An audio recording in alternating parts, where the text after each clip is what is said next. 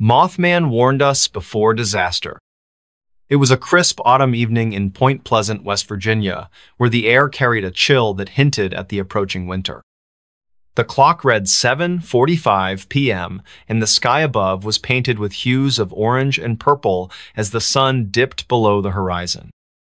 In the small town nestled along the Ohio River, life moved at a leisurely pace, but tonight would be different for the Carter family: Michael, his wife Emily, and their teenage son Jake.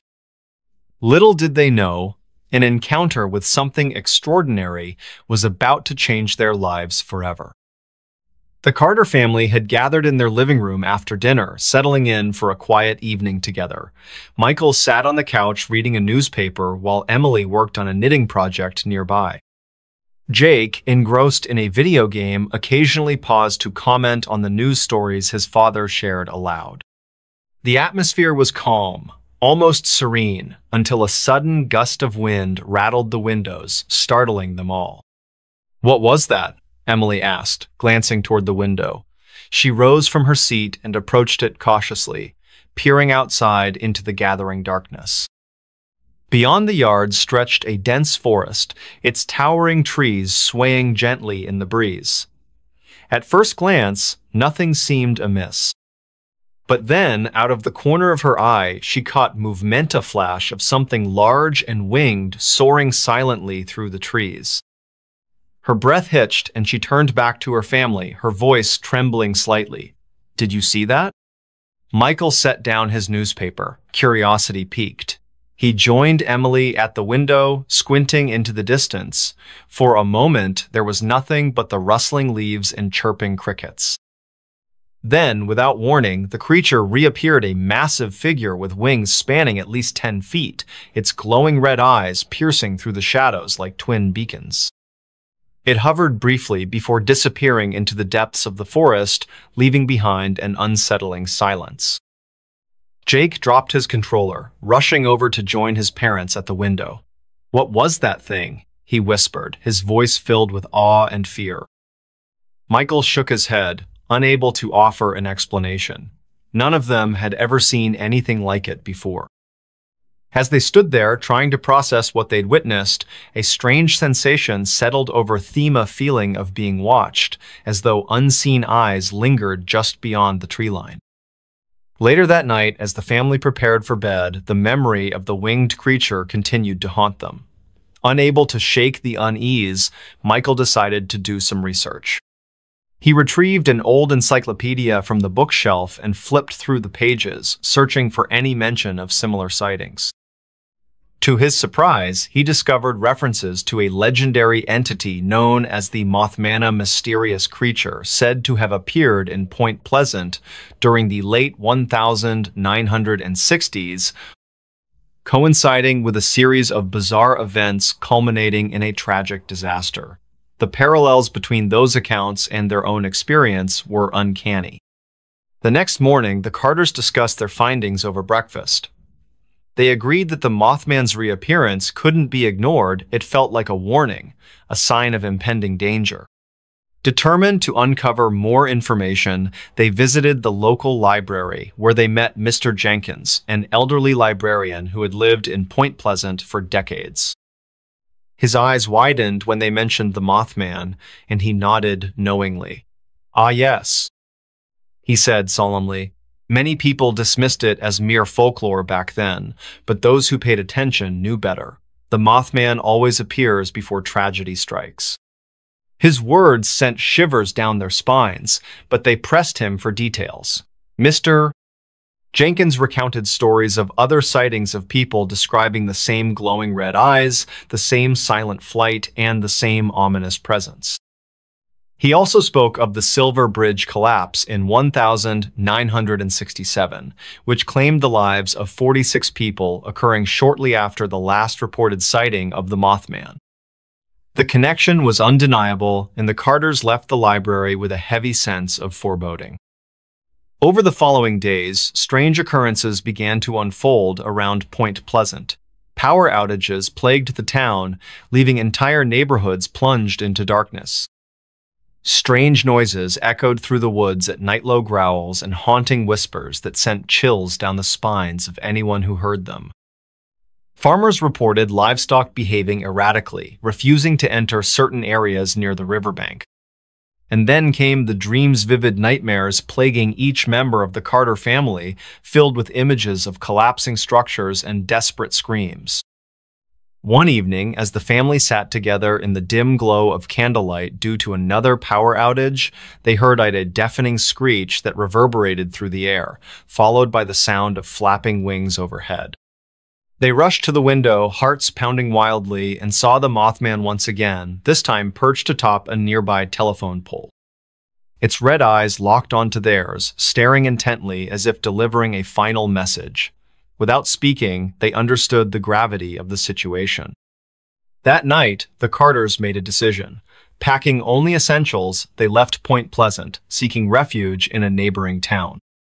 Days later, news broke of a catastrophic Eventa major bridge connecting Point Pleasant to Ohio had collapsed under mysterious circumstances, mirroring the tragedy of decades past. Scores of people lost their lives, and the town was left reeling in shock and grief. Though grateful for their escape, the Carters couldn't help but wonder about the Mothman's true nature. Was it a harbinger of doom, or a guardian trying to warn humanity of dangers yet unseen? Whatever the case, one thing was certain: their lives had been forever altered by the encounter. Even now, years later, whenever they hear the distant cry of birds or catch glimpses of shadows moving in the twilight, they pause and remember the glowing red eyes that saved them from disaster. In the end, the Carters learned to live with the knowledge that some mysteries are best left unanswered. Yet, deep down, they remain convinced that the Mothman is still out there watching, waiting, ready to deliver its warnings to those willing to listen. Next story. The Clapping Man of Missouri. He only comes when you clap back. It all started with a whisper in the wind, or so it seemed. I was sitting on the porch of my uncle's cabin late one evening, sipping lukewarm coffee and staring out into the darkness that stretched endlessly beyond the edge of town. It was August, and the air carried an oppressive heat that clung to your skin like a second layer of clothing. The crickets chirped rhythmically, their song blending seamlessly with the hum of cicadas. Everything felt normal until it didn't. Let me back up for a moment. My name is Alex, and I grew up in a small rural town called Willow Creek, nestled deep within the rolling hills of Missouri. If you've never been here, picture this: endless fields of golden corn swaying gently under the sun, narrow dirt roads winding through dense forests where sunlight barely penetrates, and a quiet stillness that lingers even when the world outside seems chaotic. But beneath that serene surface lies something darker, something whispered about by locals over hushed tones during late-night gatherings at the diner or around campfires deep in the woods.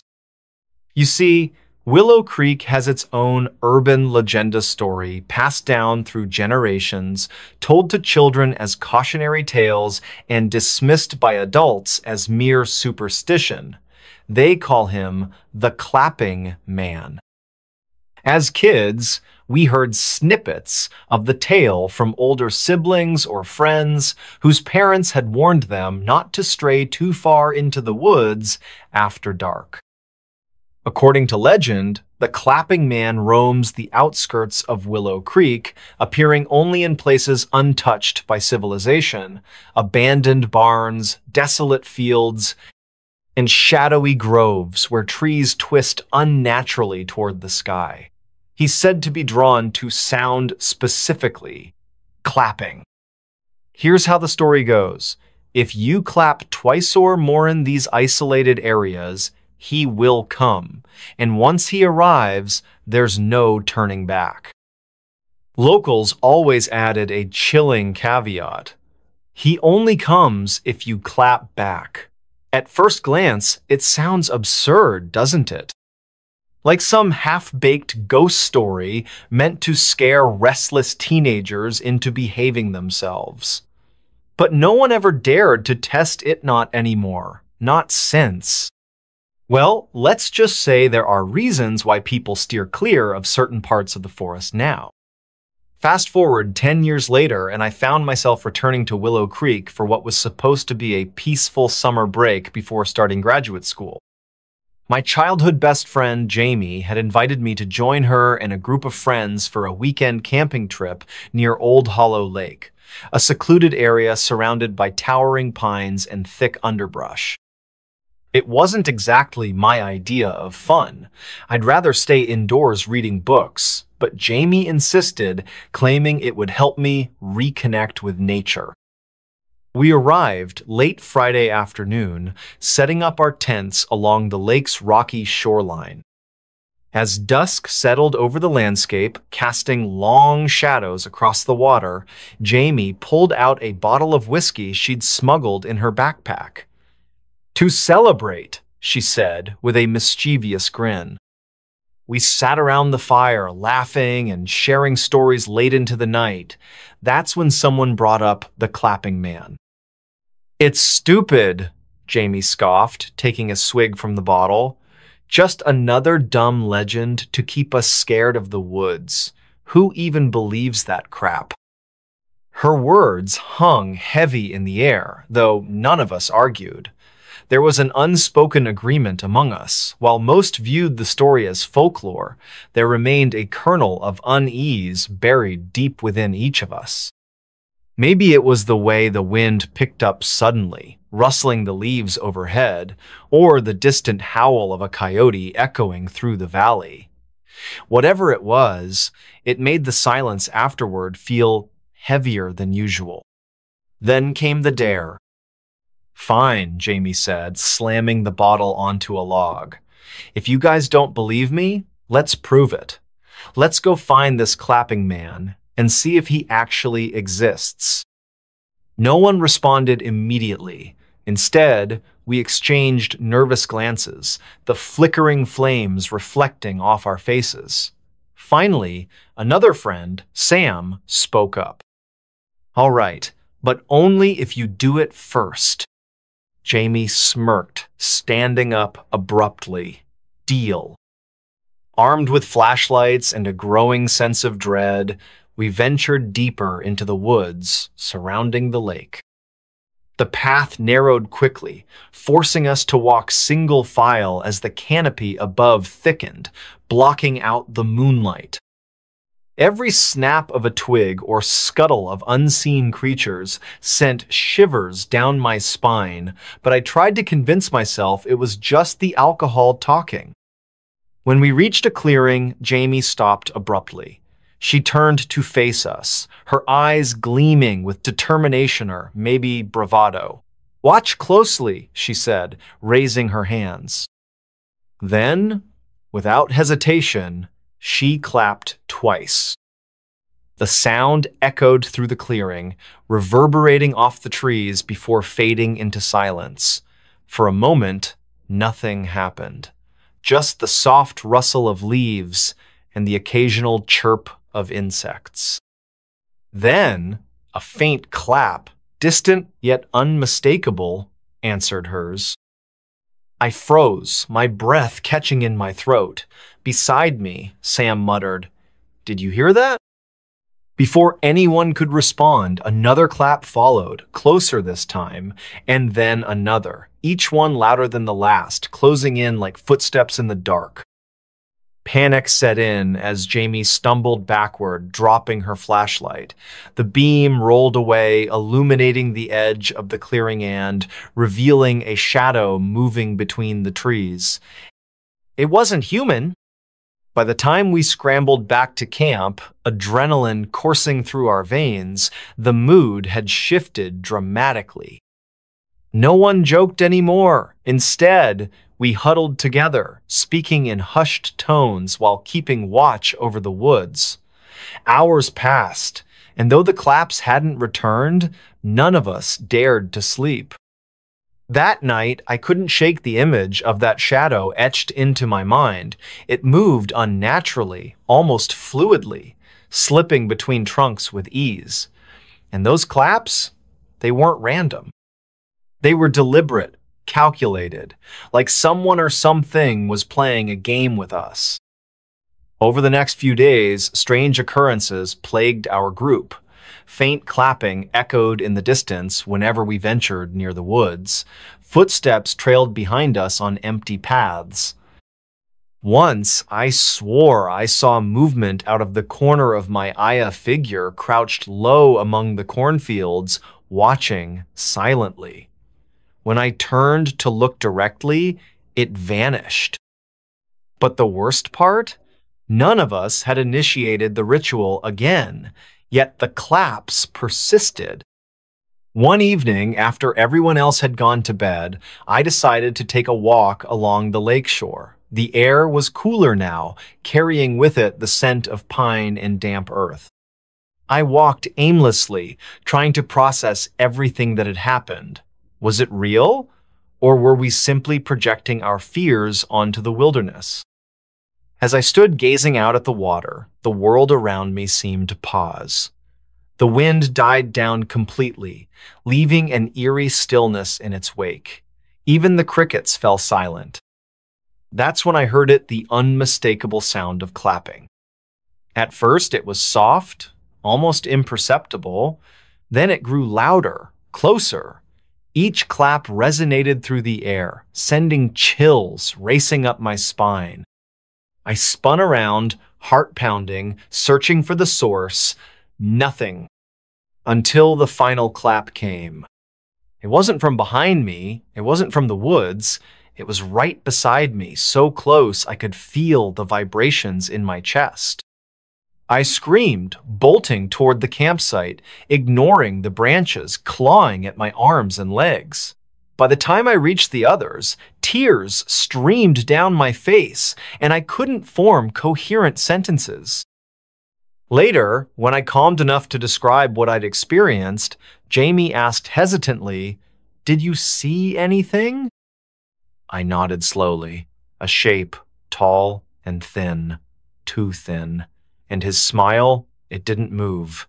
It stayed frozen, like he knew something we didn't. After that night, things escalated rapidly. Claps echoed throughout the campsite at random intervals, waking us from fitful dreams. Shadows loomed constantly at the edges of our vision, retreating whenever we tried to investigate. One morning, we discovered footprints leading away from the lake, impossibly large and unnatural. And then there was the mirror. On our last day in Willow Creek, I caught sight of someone clapping in the distance, standing atop a hill overlooking the lake. My breath hitched as I squinted through binoculars, hoping to identify who it was. But when I finally focused, I dropped them instantly. Because the person clapping wasn't someone else, it was me. Or at least, it looked like me. Same clothes, same posture, same terrified expression. Except this version of myself wasn't alone. Behind me, or rather, behind the doppelganger stood the clapping man. Tall, impossibly thin, with a smile that stretched wider than any human mouth should. Before I could scream, the figure raised its hand and clapped twice. This time, I didn't answer. Because I knew better. Now, months later, I still hear claps sometimes. Not every day, but often enough to remind me that whatever we unleashed that night isn't done with us yet. And each time, I wonder, did I summon it? Or was it waiting all along? Whoever, whatever it is, it knows me, and it won't stop until it gets what it wants. So please heed my warning. Don't clap back, because once you do, there's no going back. Next story. The Bridge That Warps Time. The air was heavy with the scent of damp earth and decaying leaves as I stood at the edge of the forest, staring down the narrow dirt road that led to it. It wasn't marked on any map, not even Google Maps, which had become my lifeline during this impromptu road trip through the backwoods of northern Maine. My GPS had been acting up for miles now, its once reliable voice cutting out mid-sentence, replaced by static or silence altogether. I hesitated before stepping forward, glancing over my shoulder at the car parked haphazardly on the side of the road. Its headlights cast long shadows across the underbrush, illuminating nothing but an endless sea of trees. This place felt wrong, like the kind of spot where stories began and ended. But curiosity, that insidious little devil, pushed me forward. And then I saw it. The bridge loomed ahead, skeletal and ancient, spanning a ravine so deep I couldn't see the bottom. It looked like something out of a postcard from another century. Weathered wooden planks creaking beneath moss-covered beams, iron supports rusted nearly beyond recognition. Yet despite its decrepit appearance, there was something unsettling about it, something that made my skin prickle and my breath catch in my throat. It didn't belong here. As I approached, the sound of rushing water below grew louder, though I still couldn't make out the source. Each step closer sent shivers racing up my spine. There were no signs warning travelers away, no caution tape blocking access, just the bridge itself waiting silently for whoever dared cross it. A local legend, perhaps? I thought briefly of asking someone in town earlier, but they all seemed too eager to change the subject whenever I mentioned the area. One man, his face lined with years of hard living, simply stared at me for what felt like an eternity before muttering something about things best left alone. His words echoed in my mind now, chilling in their ambiguity. Still, I kept walking. My phone buzzed in my Pocketa text notification. Pulling it out, I frowned when I saw the message displayed on the screen. Don't go. No sender name, no number. Just those two stark words glowing ominously against the dark background. Before I could process it further, the phone glitched violently, the screen flickering between random photos, videos, and apps until finally going black. Dead. Completely dead. Forcing myself to breathe, I slipped the useless device back into my pocket and took one last look around. The forest seemed quieter now, almost suffocating in its stillness. No birds chirping, no wind rustling the leaves, just the steady hum of unease building in my chest. Then I stepped onto the bridge. At first, everything seemed normal. The planks groaned beneath my weight, tiny splinters digging into the soles of my shoes. The roar of the river, or whatever lay below, was deafening, yet strangely distant, as if muffled by some invisible barrier. I glanced down, expecting to see cracks in the wood or exposed nails, but instead found myself staring at reflections. Not mine, though. They moved independently of me, distorted figures caught mid-motion, some reaching out, others screaming silently, their mouths stretched wide in silent agony. Their eyes locked onto mine, unblinking, unwavering, and then they vanished, swallowed by the darkness below. Time began to shift. I noticed it first when I checked my watch, another futile attempt to regain control. The second hand twitched erratically, stopping and starting in unpredictable bursts. Seconds dragged into minutes. Minutes collapsed into seconds. My heartbeat quickened, matching the erratic rhythm of the clock. Was I imagining it, or was something else at play? Footsteps echoed behind me. Spinning around, I searched the bridge for whoever or whatever was following me, but I was alone. The only sound came from the river far below, its ceaseless flow masking anything else that might be lurking in the shadows. Still, the footsteps persisted, growing louder with each passing moment. They weren't coming from behind anymore, they were ahead. Ahead of me. Panic clawed at my throat as I realized the impossible. The steps were echoing before I moved. By the time I reached the midpoint of the bridge, reality had fractured completely. The sun hung low in the sky, casting golden light across the landscape, but the temperature plummeted, frost forming instantly on the wooden planks beneath my feet. Night fell abruptly, stars winking into existence above me as though triggered by some cosmic switch. Then dawn broke again, painting the world in hues of pink and orange. All within the span of a single breath. Voices joined the cacophony now, whispers carried on the wind like fragments of forgotten memories. Some called my name, familiar yet distorted, while others spoke in languages I couldn't understand. Among them, one voice stood out, a child's laughter, pure and innocent, followed by a sharp cry of pain. I froze, searching desperately for its source, but the sound faded before I could pinpoint it. And then I heard it again. This time, it was closer. Much closer. When I turned, I wasn't alone anymore. A figure stood at the other end of the bridge, silhouetted against the unnatural glow of the horizon. Tall and gaunt, its features obscured by shadow, it watched me with an intensity that paralyzed me where I stood. For a moment, we simply stared at each other, the distance between us stretching infinitely wider than the physical space allowed. Then it raised a hand, pointing directly at me. Time unraveled. Seconds stretched into hours, days, centuries. My body aged rapidly, wrinkles carving deep lines into my face as gray hairs sprouted overnight. Yet somehow I remained conscious throughout the transformation, trapped in a loop of perpetual decay and renewal.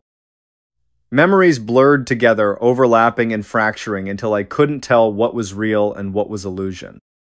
Around me, the bridge twisted and contorted, becoming less a structure and more a liminal space, a threshold between worlds.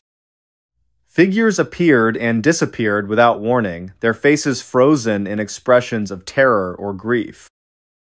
Shadows slithered along the ground, writhing like living creatures, while the voices grew louder, drowning out all rational thought. Somewhere amidst the chaos, I stumbled upon a horrifying truth. Time wasn't just warped, it was alive, conscious, sentient, and it wanted me. Or rather, it wanted to keep me. As the realization dawned, the bridge began to collapse around me, wooden planks splintering and falling into the abyss below. Desperation fueled my movements, forcing me to run despite the overwhelming fatigue threatening to consume me. Every step felt heavier than the last, gravity pulling me downward with increasing ferocity. Finally, after what felt like an eternity, I burst free of the bridge and collapsed onto solid ground. Gasping for air, I rolled onto my back, staring up at the sky. It was night again, the stars twinkling innocently overhead. Everything seemed normal, too normal. That's when I noticed him. Standing a few feet away, watching me with an expression somewhere between pity and amusement, was a younger version of myself. He looked exactly as I had mere moments ago, before the bridge drained decades from my life. Our eyes met, and for a brief instant I saw understanding flash across his face. He knew. Knew what? Before I could ask, he smiled faintly and shook his head, mouthing a single word. Run. I don't remember much after that, only fragments, flashes of light, echoes of screams, the sensation of being pulled in opposite directions. When I finally came to, I was lying in a hospital bed, tubes snaking from my arms, machines beeping softly beside me. A nurse entered the room, her smile warm but strained. "You've been missing for 40 years, she said gently. "Welcome back." 40 years? Impossible.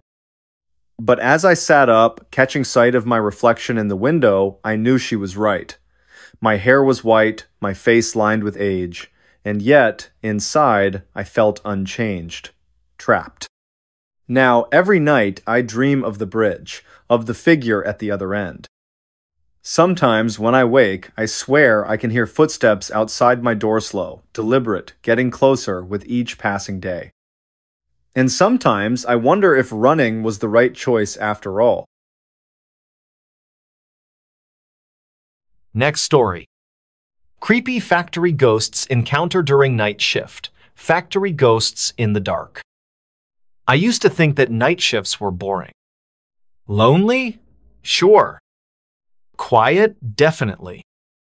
But boring. That was the whole appeal. No managers breathing down your neck, no coworkers interrupting your flow, just you, the machines, and time moving slowly. At least, that's what I believed until I took the job at Harlan Steelworks. The factory was built back in the 1940s and had barely been updated since. The entire building groaned like an old man every time the wind hit the walls. Flickering lights, rusted metal, faded safety posters from decades past, everything reeked of age, and something else I couldn't place at first. I was hired through a temp agency. They needed someone to cover the overnight shift after one of the workers abruptly quit. No details were given, just, he left mid-shift and didn't come back. I should have seen that as a red flag. But I needed the money, and the guy on the phone said it was easy work. Just monitor the furnace temperatures. Make sure the conveyors don't jam. Log activity in the binder near the main control panel. That's it. No heavy lifting, no tools, no one to talk to. Easy. My first night started at 10:00 p.m. The factory was about 30 minutes outside town, surrounded by nothing but cornfields and mist. I remember how quiet it was when I pulled into the lot. No other cars. Just mine and the long, low building stretching into the dark like a sleeping beast. I had to buzz myself in.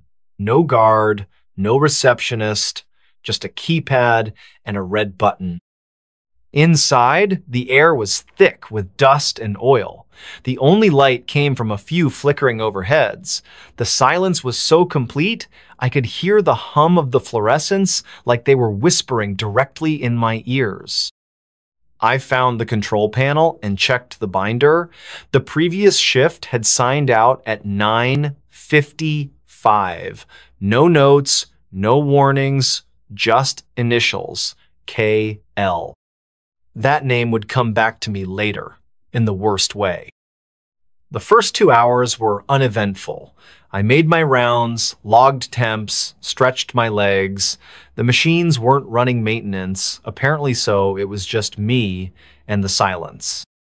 Around midnight, things started to feel wrong. It began with a loud clang from the far end of the conveyor line. I froze. It wasn't the wind. It wasn't a creaky pipe. It was deliberate, like someone had kicked a metal drum. I called out, "Hello? Anyone there?" No response. I grabbed the flashlight hanging by the panel and walked toward the noise. The beam cut through the dark like a knife. I passed rows of dormant machinery, their surfaces slick with oil and grime. Everything looked undisturbed. But then, at the end of the corridor, just past the hydraulic press, I saw movement, a figure darting between machines. I nearly dropped the flashlight. "Hey!" I shouted, trying to sound firm. "You're not supposed to be here!" Still nothing. I picked up my pace, turned the corner. No one.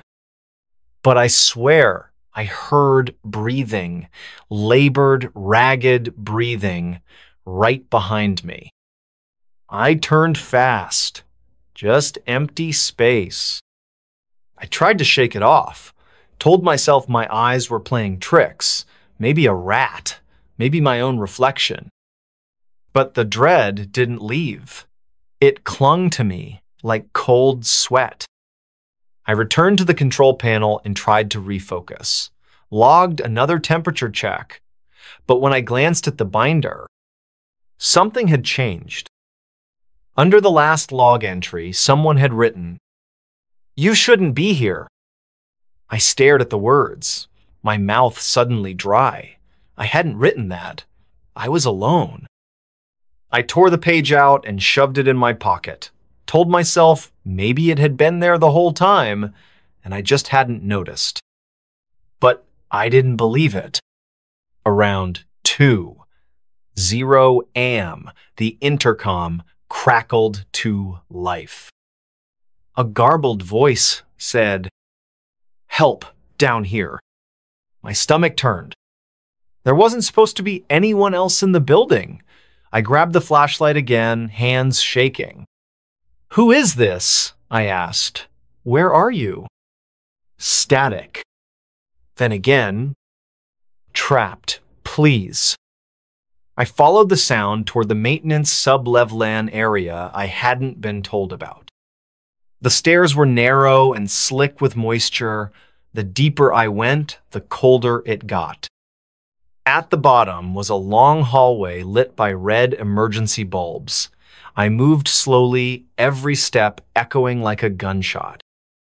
The voice came again. "Don't leave me here." I turned the corner.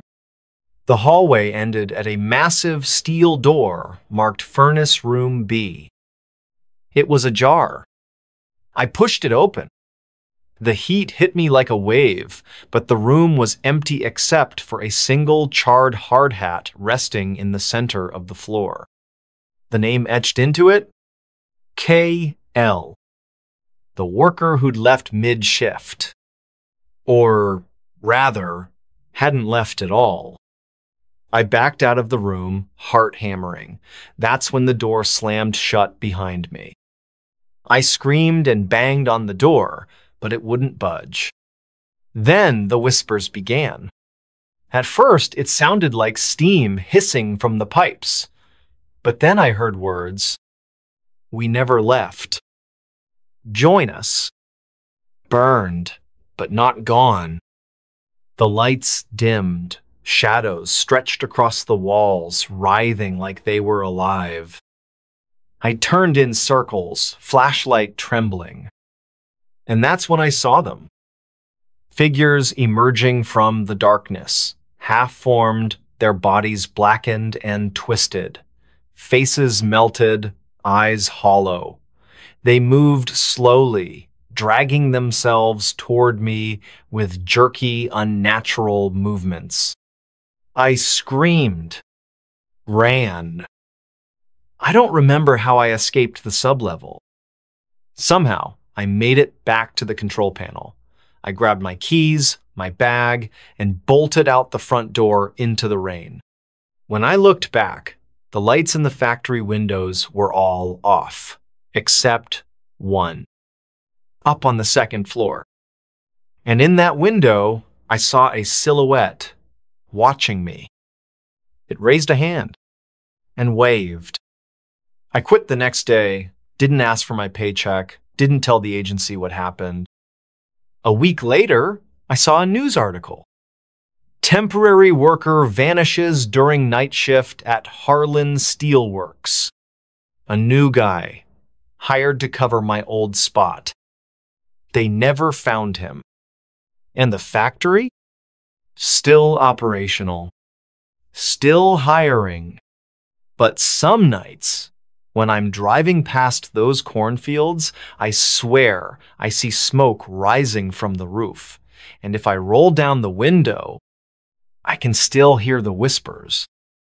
We never left. Do you believe in ghosts now? Because I didn't. Until I met them. Black-eyed kids knocked on my door.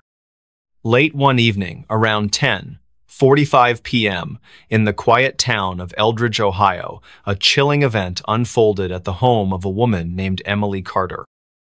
The night was unusually still, with no wind to stir the leaves or rustle through the trees. A thick silence enveloped the area, broken only by the distant hum of an occasional car passing on the highway miles away. The moon hung low in the sky, casting an eerie silver glow over everything it touched. Inside her modest two-story house, Emily sat alone on the couch, engrossed in a book while sipping lukewarm tea. Her dog, Max, a loyal golden retriever, lay sprawled at her feet, his breathing steady and rhythmic. Emily had just turned the page when she heard Ida's soft but distinct knock at the front door. At first, she thought it might be a neighbor stopping by unannounced, though that seemed odd given the late hour. She glanced at the clock again, confirming the time. Who could possibly be visiting now? Setting her book down carefully, she rose from the couch, her heart beginning to beat faster as unease crept into her mind. Max lifted his head, ears perked, sensing something amiss. He let out a low growl, his tail twitching nervously against the carpet.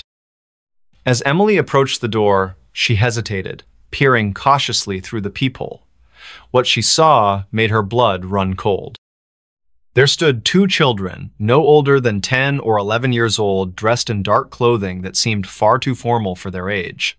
Their faces were pale, almost ghostly white under the dim porch light. But what truly unnerved Emily were their eyes pitch black, void of any visible iris or pupil, like staring into the depths of endless night. Her breath caught in her throat, and she instinctively stepped back from the door. "Who's there?" she called out shakily, her voice trembling despite her attempts to sound calm. Her fingers tightened around the edge of the doorframe as if seeking some kind of stability. Outside, the children remained eerily silent, their heads tilted slightly to one side as though studying her reaction. It was unsettling, unnatural even. Max began barking loudly now, his protective instincts fully awakened. His frantic noises filled the otherwise silent house, creating a stark contrast to the oppressive stillness outside. "Please," one of the children finally spoke, their voice surprisingly deep and resonant for such young-looking beings. "We need help. Our car broke down nearby and we don't have anywhere else to go tonight." Their tone carried an odd cadence, monotone yet strangely persuasive. Emily felt a strange pull toward opening the door, as if some invisible force urged her to comply.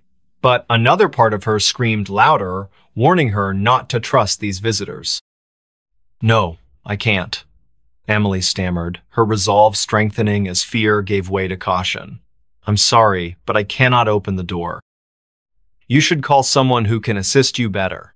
She tried to keep her voice firm, though panic bubbled beneath the surface. The children didn't respond immediately. Instead, they simply stared at her through the glass, their expression unreadable, their black eyes piercing through her soul. Max continued barking furiously, his paws scrabbling against the floor as he paced near the door. Emily backed further away, clutching her chest where her heart pounded wildly. "Go away," she shouted, her voice cracking slightly. "Leave me alone."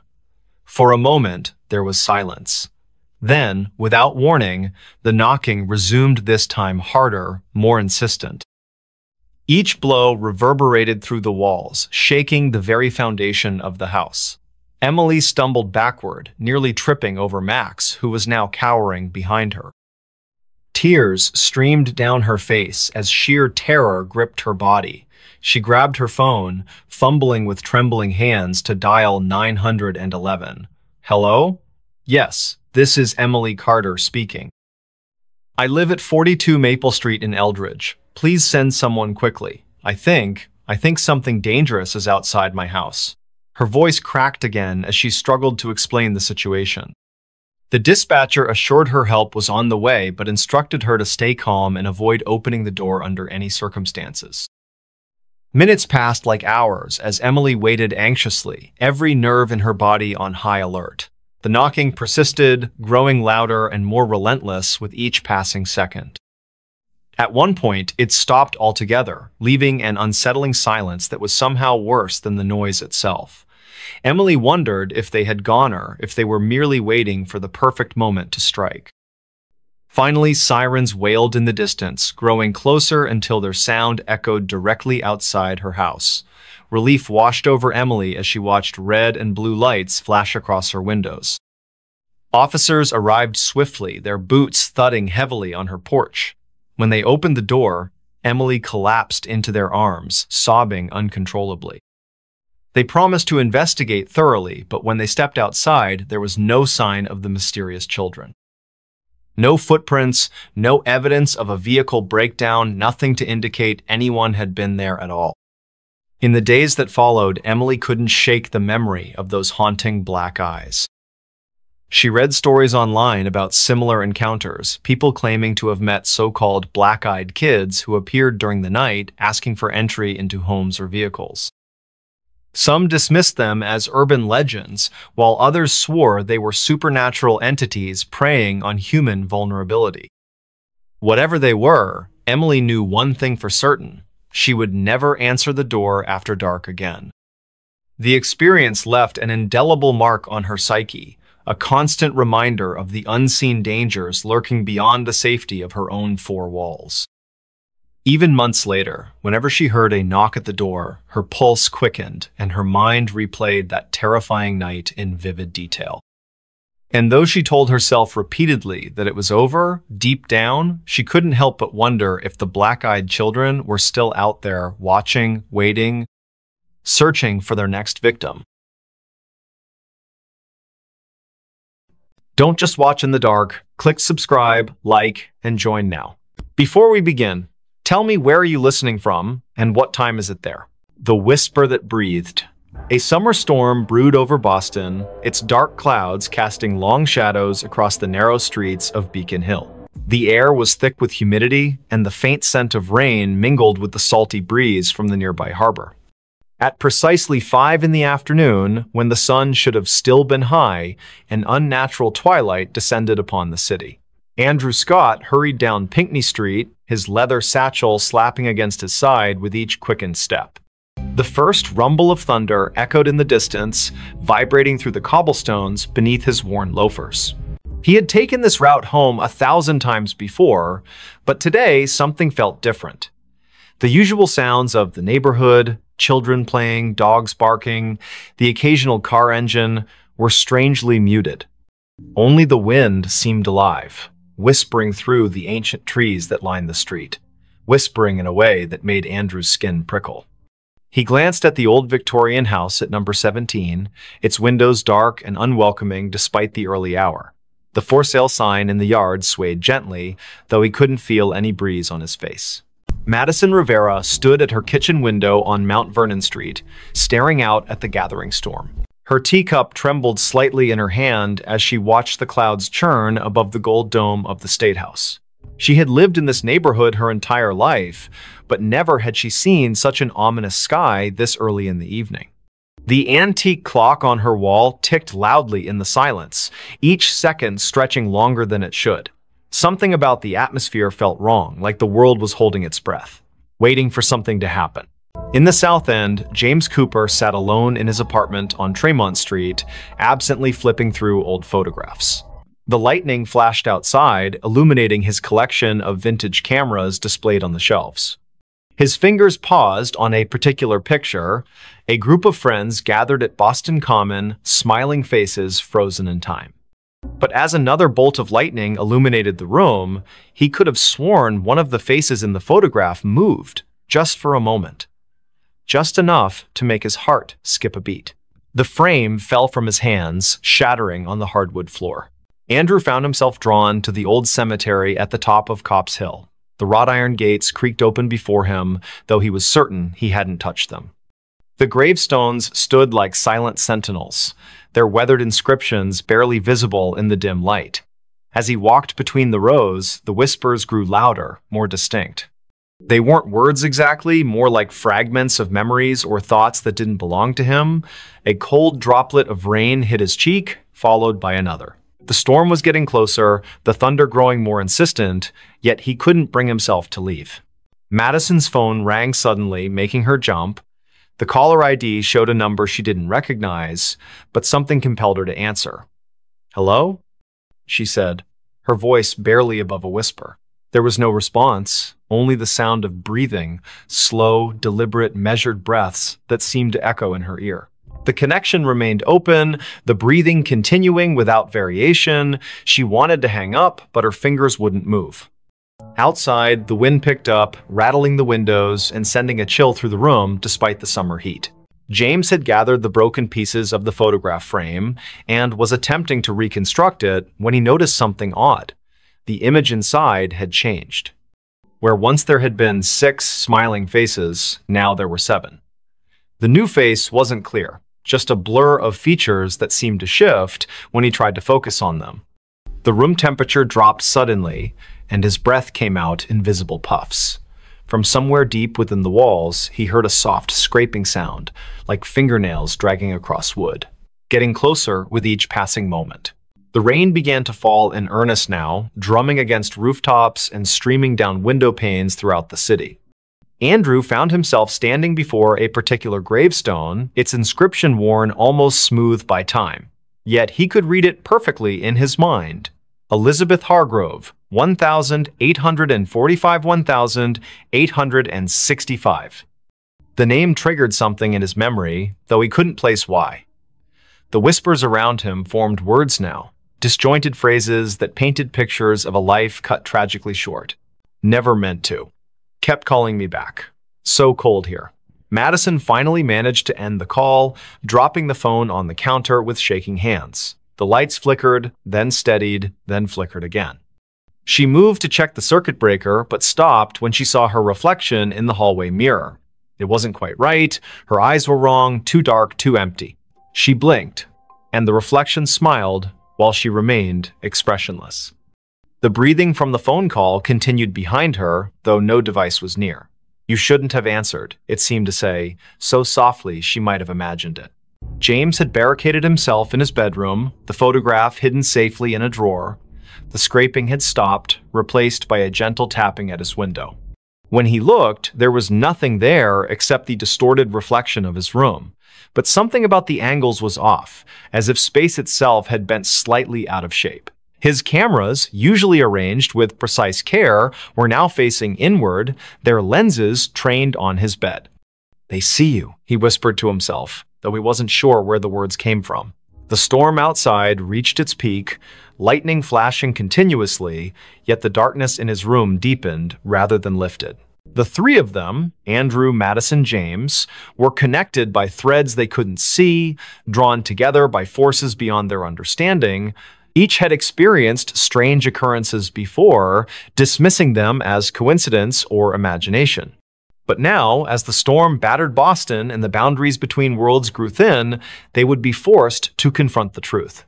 Elizabeth Hargrove's story wasn't finished, and somehow they had become part of its conclusion. Andrew traced his fingers along the edge of the gravestone, feeling the rough stone bite into his skin. The pain was real, grounding him when everything else felt surreal. The whispers told him things, terrible things, about what had happened here all those years ago. A forbidden love, a desperate plea, a final betrayal. The rain soaked through his clothes, but he barely noticed. In his mind's eye, he could see her, Elizabeth, young and beautiful, standing at the edge of the hill, looking out toward the harbor. Her lips moved, forming words he couldn't hear over the storm. But he could feel them, resonating in his chest like a second heartbeat. Madison had retreated to her basement, seeking sanctuary from whatever haunted her home. The old furnace hummed in the corner, its rhythm matching the breathing that now filled every room. Boxes stacked against the walls contained fragments of her family's history, generations of Riveras who had lived and died in this very house. She opened one at random, finding a yellowed newspaper clipping. The headline read, "Local Girl's Mysterious Death Shocks Community." The date was June 12, 1865. The photograph showed a girl who looked remarkably like her, standing beside a man whose face was obscured by shadow. He promised, the breathing seemed to say. But he lied. James discovered something in his closet, a small wooden box he didn't remember owning. Inside were letters, written in elegant script that faded even as he read them. They spoke of longing and loss, of meetings in secret places, of promises broken under duress. The last letter ended abruptly. "If you're reading this, then I have failed. Tell them what he did, tell them how he silenced me, the whispers will guide you." The room temperature plummeted, frost forming on the inside of his window. Outside, something moved between the flashes of lightning, something that shouldn't exist in this world. Find them. It breathed. All of you. The storm reached its crescendo, lightning striking the gold dome of the State House with a deafening crack. For a moment, everything went white, and when vision returned, the city seemed subtly altered. Shadows fell differently, familiar landmarks appeared slightly skewed, people walking in the streets moved as if underwater, their faces blank masks.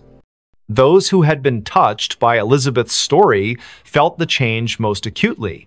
Their senses heightened, their perceptions expanded beyond normal limits. Sounds carried from impossible distances. Smells lingered long after their sources disappeared. Touches left imprints that glowed faintly in the dark. Andrew found himself unable to leave the cemetery. The gates had vanished, replaced by an endless expanse of tombstones stretching in all directions. Each bore Elizabeth's name, each marked a different year of death. The whispers became a chorus now, overlapping voices telling conflicting versions of the same tragedy. Some claimed she had thrown herself from the hill in despair, others insisted she had been pushed. All agreed on one thing: justice had never been served. The rain continued to fall, but it wasn't water anymore, it was memories, each drop carrying fragments of lives cut short, hopes dashed, loves lost. Madison's basement had transformed into a labyrinth of family secrets. Every box she opened contained evidence of her ancestors' involvement in Elizabeth's fate: letters of condemnation, witness statements, a blood-stained handkerchief, photographs showing the same shadowy figure across generations, always present at moments of tragedy. The breathing grew louder, surrounding her like a physical presence. "You know him," it rasped. "He watches still." She looked up to see her own reflection in the basement window, but instead of her face, she saw the Shadow Man's features clearly for the first time. Their eyes met, and she understood everything that had been hidden, everything that had been denied. James's apartment building had emptied of all other tenants, leaving him alone with the entity that had been watching him through his cameras. The photographs on his walls had changed. Each now showed the same scene: Elizabeth standing at the edge of Copp's Hill, reaching out to someone just out of frame. The seventh figure in his broken photograph had clarified, revealing features that matched the Shadow Man from Madison's past. The wooden box had multiplied, filling his living room with identical copies, each containing variations of the same tragic story. "We are witnesses," the voice whispered directly into his mind, "and we are judged." As the supernatural storm raged, drawing energy from centuries of buried guilt and unresolved grief, the three found themselves converging at number 17 Pinckney Street. The house that had seemed merely old and empty now pulsed with malevolent life. Its windows reflected scenes from the past. Elizabeth's final moments played out endlessly, each iteration slightly different, each ending the same. The front door stood open, inviting them inside to witness the truth. The interior defied physics. Rooms stretched impossibly far, staircases led to nowhere, doors opened onto other dimensions. In the center of it all stood the Shadow Man, finally revealed in full. His face was a composite of every person who had ever turned a blind eye to injustice, every authority figure who had dismissed Elizabeth's pleas for help. "It's time," he said, his voice a chorus of thousands. Time to break the cycle. The house shook violently as reality struggled to contain the weight of so many unresolved wrongs.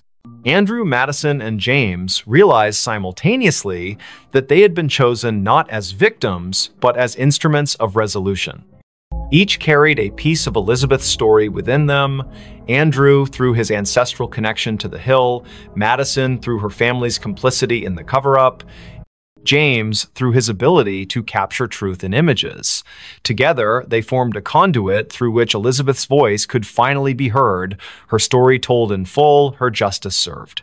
The Shadow Man began to dissolve, his form unraveling like smoke caught in a strong wind.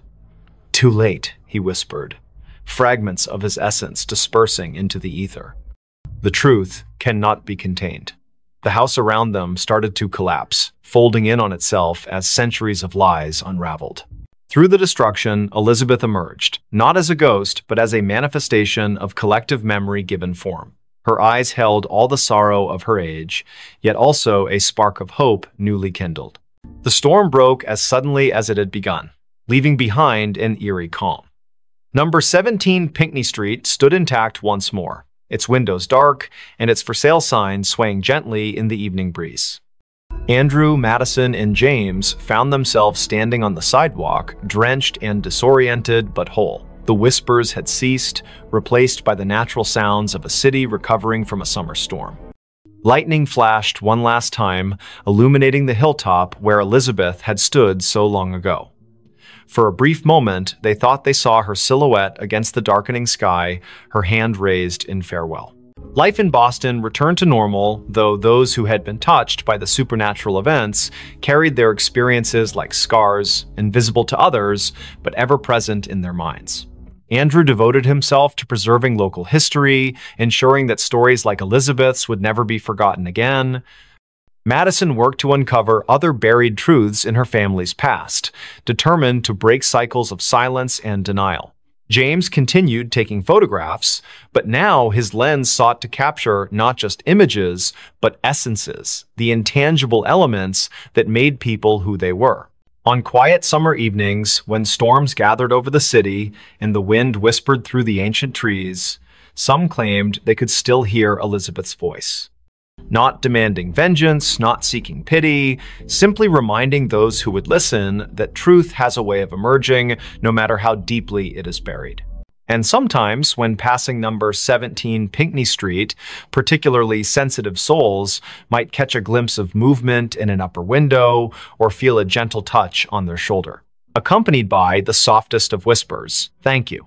The story of Elizabeth Hargrove became legend in certain circles, a cautionary tale about the dangers of ignoring injustice and the power of collective memory. Her name appeared in historical records, her story told in museums and walking tours. Yet those who had truly known her, Andrew, Madison, James, understood that her presence lingered not in these official accounts, but in the spaces between them. In the moments when the world seemed to hold its breath, when shadows fell just a little too deep, when the wind carried voices from another time, Boston continued its march forward, oblivious to the thin veil separating past from present. Summer storms still rolled in from the Atlantic, lightning still illuminated the gold dome of the State House. Children still played in the shadow of Copp's Hill, unaware of the tragedy that had unfolded there so long ago. But somewhere, in the fabric of the city itself, Elizabeth's story continued to resonate. A reminder that some truths refuse to be silenced. Some voices continue to breathe long after their bodies have turned to dust. And on nights when the moon hung low over Beacon Hill, casting long shadows across the cobblestone streets, those who listened closely might hear it, the whisper that breathed, carrying fragments of a life reclaimed, echoes of justice finally served. Reminders that even in death, truth finds a way to speak through those willing to listen. Next story. The unsolved case of room 606, the hotel room that never existed. I never thought I'd be sitting here telling you this story. It's not something anyone would believe if they hadn't experienced it themselves. But the truth is, some things in life are too strange to ignore, and room 606 was one of them. Let me start from the beginning. It all began with a phone call late one night, a voice on the other end that sounded like someone trying desperately to warn me about something I couldn't yet understand. "Don't go there," it whispered before disconnecting abruptly. At first, I dismissed it as a prank or just another sleepless night getting the better of me. But then the emails started coming. Anonymous messages filled with cryptic warnings. Room 606 doesn't exist, but it will find you. The more I tried to ignore them, the louder they became. And eventually, curiosity got the better of me. You see, I'm a journalist by trade, and stories like these are my bread and butter. Urban legends, unsolved mysteries, they're what keep me up at night, both figuratively and literally. So, when I stumbled across an article online about a hotel called the Grand Elysian, nestled deep in the heart of a small town no one had ever heard of, I knew I had to investigate further. According to local lore, the Grand Elysian wasn't just any ordinary hotel, it was infamous for its mysterious past. Guests reported hearing whispers through the walls, feeling cold spots where none should exist, and even seeing shadows moving in places they shouldn't. But what intrigued me most was the legend surrounding room 606. Some said it didn't exist at all, that it had been sealed off decades ago after a series of disappearances left investigators baffled. Others claimed it still existed, hidden away behind locked doors, waiting for those foolish enough to seek it out. And so, armed with nothing but my notebook, a flashlight, and a healthy dose of skepticism, I booked myself a room at the Grand Elysian. Little did I know how much that decision would change my life forever. When I arrived, the hotel looked every bit as eerie as the stories suggested. Its towering facade loomed over the street, its windows dark, except for a few scattered lights flickering faintly in the distance. The air smelled faintly of mildew and old wood, and the heavy oak doors creaked ominously as I pushed them open.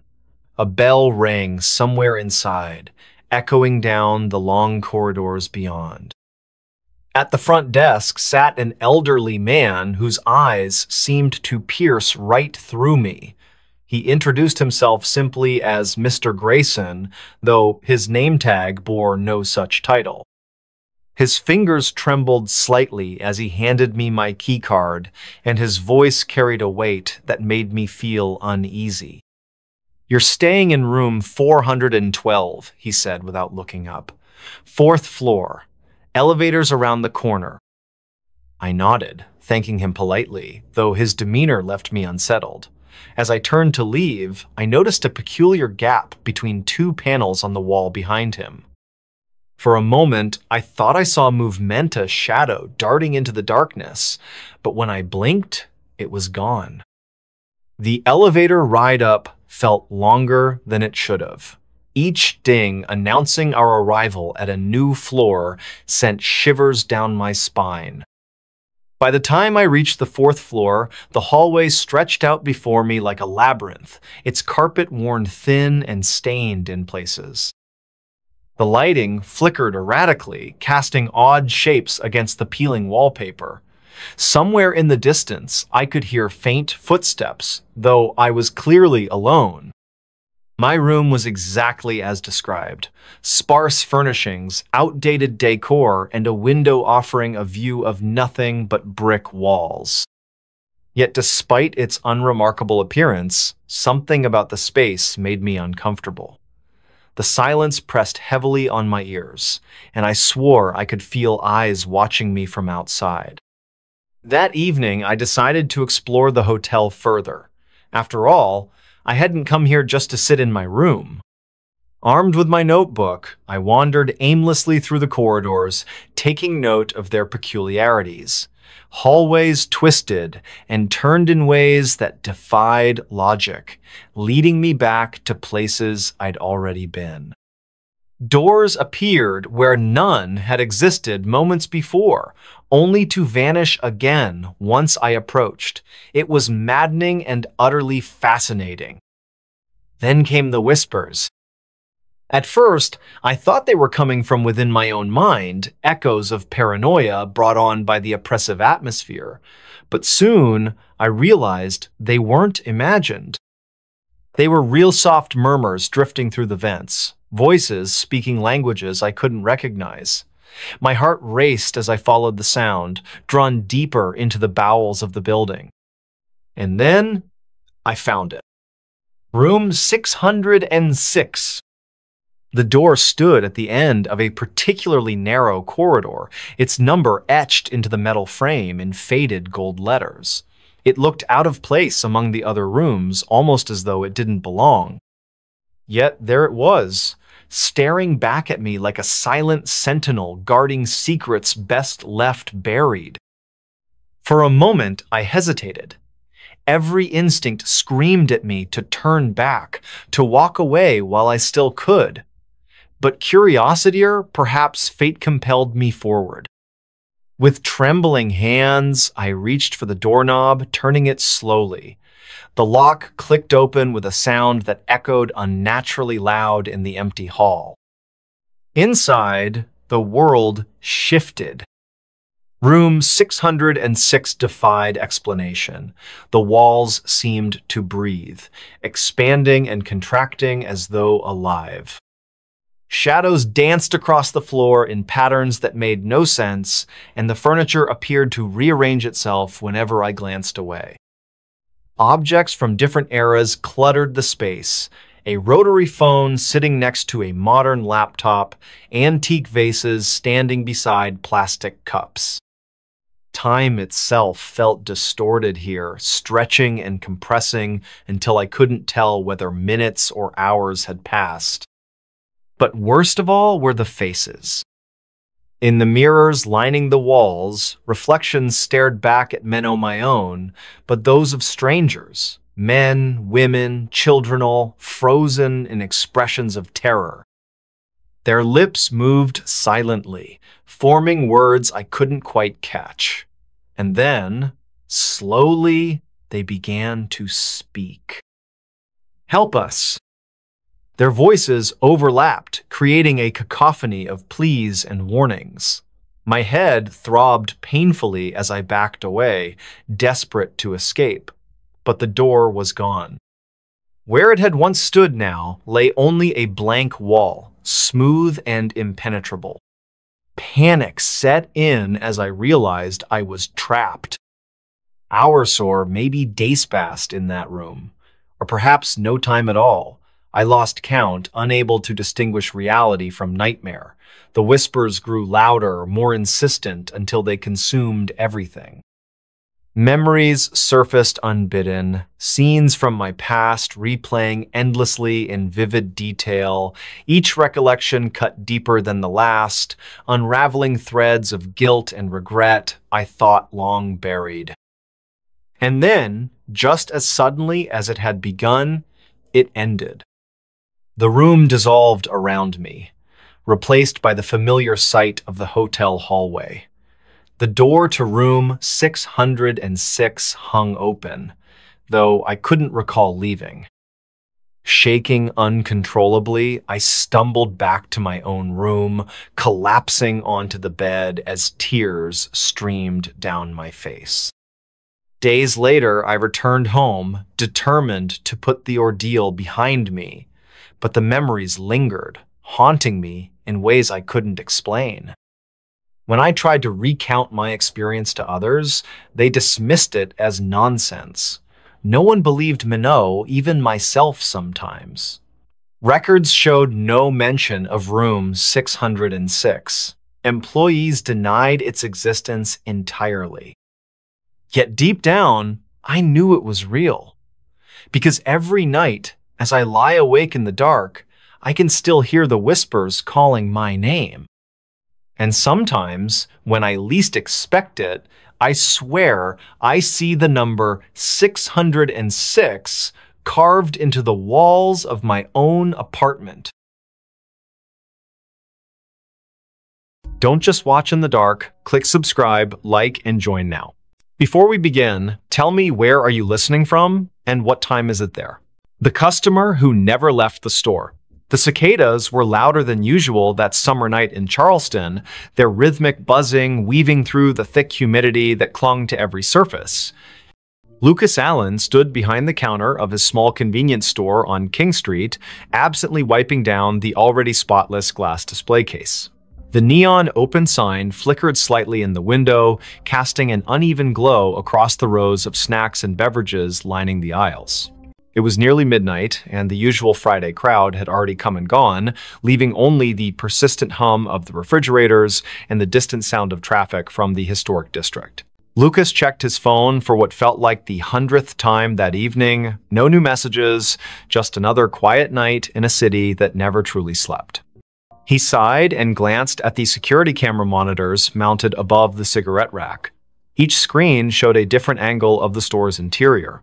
all empty except for his own reflection in the convex lenses. Something about tonight felt different though, like the air itself was heavier than normal. His eyes lingered on the darkest corners of the footage before moving back to the register. The bell above the door jingled softly, making Lucas look up with automatic politeness. A woman stepped inside, her presence immediately altering the atmosphere of the shop. She wore a long coat that seemed inappropriate for the sweltering July heat, its dark fabric hanging loosely around her thin frame. Her face was partially obscured by stringy blonde hair that caught the fluorescent light in strange ways, as if it didn't quite belong there. Lucas noticed how her shoes made no sound against the tiled floor. "Can I help you find something?" he asked, his voice carrying just a touch of professional warmth. The woman didn't respond right away. Instead, she moved slowly toward the back of the store, her head tilted at an unnatural angle as she examined the shelves. Lucas watched her reflection in the glass refrigerator doors. Something about her movements seemed off, almost mechanical. Charlotte Robinson pushed her cart down aisle 3, debating between chips and pretzels. She paused when she realized the woman in the dark coat hadn't moved from where she'd been standing for the past 10 minutes. The stranger was now facing the wall, one hand resting on the metal shelving unit. Charlotte cleared her throat softly as she passed, but the woman didn't acknowledge her presence. There was something unsettling about the way her fingers curled around the edge of the shelf, knuckles white against the dull metal. Lucas finished counting the drawer for the third time, the numbers blurring together in his mind. The woman still hadn't approached the register. He could see her in his peripheral vision, standing in the same spot near the snack aisle. Occasionally, he'd hear the soft rustle of her coat, though he couldn't be sure if she was actually moving anything from the shelves. The store's lights seemed dimmer than usual, casting long shadows across the floor. When he looked directly at her, she appeared perfectly normal, just another customer browsing late at night. But whenever his attention shifted elsewhere, he could feel her watching him. Amelia Mitchell entered the store 20 minutes later, her nurse's scrubs still damp from walking through the humid night air.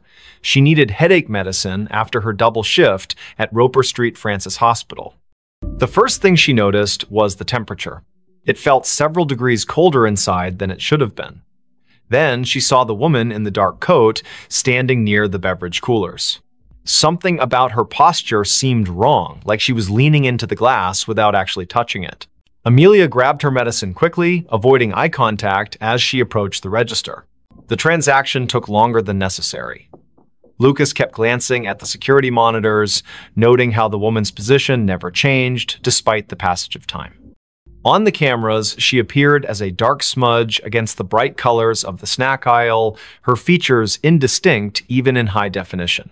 When he finally looked up from the register, Amelia was already gone, leaving behind only the faint scent of hospital-grade soap. The cicadas outside seemed louder now, their song almost frantic against the glass windows. Charlotte decided she needed to leave. The woman had started humming softly, a tune that sent shivers down her spine, though she couldn't place why. As she approached the register, she noticed something peculiar. The floor tiles beneath the woman's feet looked newer than the rest, as if they'd been recently replaced. The grout lines were cleaner, the pattern slightly misaligned with the surrounding area. Lucas rang up her purchase without speaking, his hands trembling slightly as he handled the cash. Neither of them acknowledged the figure still standing silently among the snacks. The clock ticked past midnight. Lucas began his closing routine, straightening displays and checking expiration dates. The woman remained in her spot, seemingly unaware of the store's operating hours. When he finally mustered the courage to approach her, she turned toward him with a smile that didn't reach her eyes. "I'll be leaving soon," she said, her voice carrying an odd echo despite the carpeted floor. Lucas nodded and returned to the register, though his heart pounded in his chest. Something about her statement felt more like a warning than an assurance. Amelia couldn't shake the feeling that she'd seen the woman before. During her walk home, fragments of memory surfaced, a patient years ago who had died in room 312, her body found cold and alone after the night staff failed to check on her. The details matched too perfectly. The dark coat, the stringy blonde hair, the way she stood so still, it was easy to forget she was there. Amelia quickened her pace, the streetlights casting long shadows that seemed to stretch toward her from every direction. Back at the store, Lucas prepared to lock up. The woman was still there, now examining the lottery tickets with unnatural focus. Her reflection in the glass case showed details that shouldn't have been possible, her eyes too large, her mouth moving, though no sound emerged. When Lucas announced the store was closing, she simply nodded and walked toward the back exit. The security cameras captured her movements perfectly until she reached the threshold, then suddenly she vanished from all screens simultaneously. Charlotte lay awake in her apartment on Queen Street, unable to stop thinking about the encounter. The humming had lodged itself in her mind, repeating endlessly like a broken record. She pulled out her phone and searched recent news articles, finding nothing unusual about the convenience store or its employees.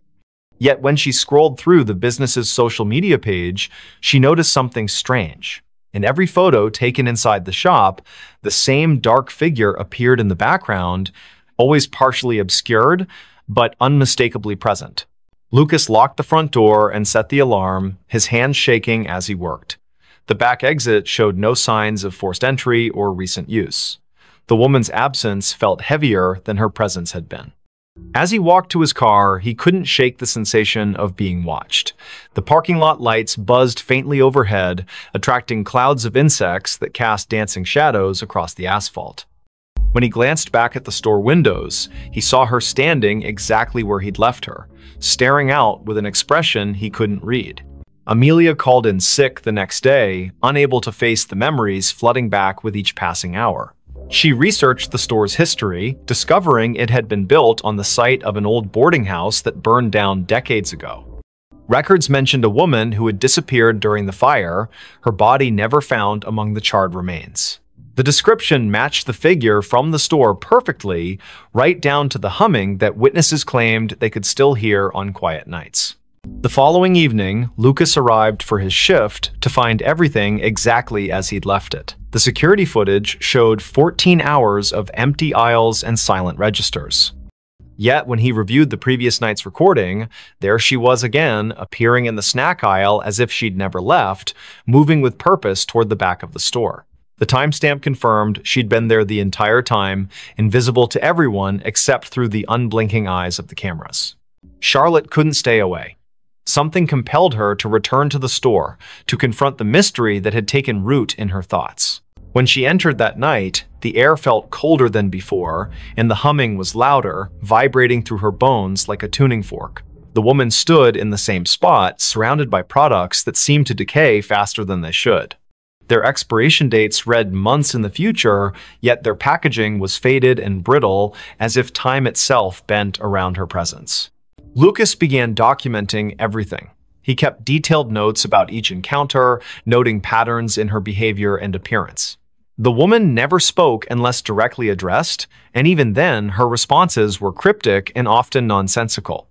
Yet, she seemed to know intimate details about each person who interacted with her, childhood memories Charlotte had forgotten, medical cases Amelia thought she'd kept confidential, personal struggles Lucas had never shared with anyone. The knowledge hung in the air like a threat, preventing them from seeking help. The city continued its usual rhythm around them, oblivious to the supernatural phenomenon unfolding on King Street. Tourists snapped photos of the historic district, capturing streaks of darkness in their pictures that they dismissed as lens flares. Locals complained about power fluctuations in the area, their clocks running minutes fast or slow without explanation. The cicadas grew louder with each passing night, their song taking on an almost musical quality that matched the woman's haunting melody. Amelia discovered other victims during her research, people who had encountered similar figures in different locations throughout Charleston's history. Each story followed the same pattern.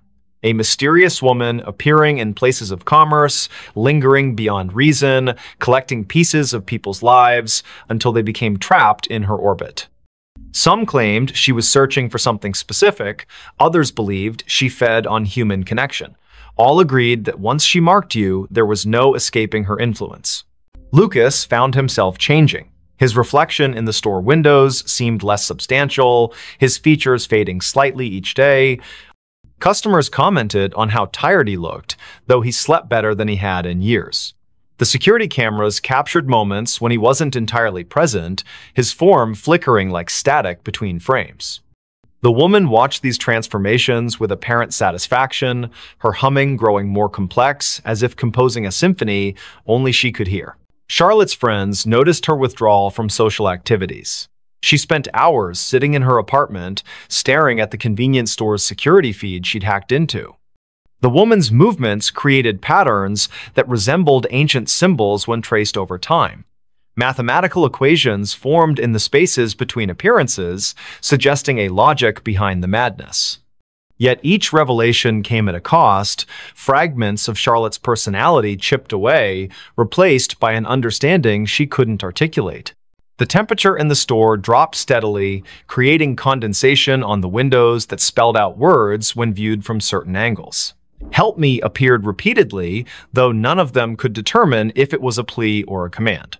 The refrigeration units malfunctioned constantly, their contents freezing solid regardless of settings. Products aged rapidly on the shelves, some turning to dust within hours of stocking.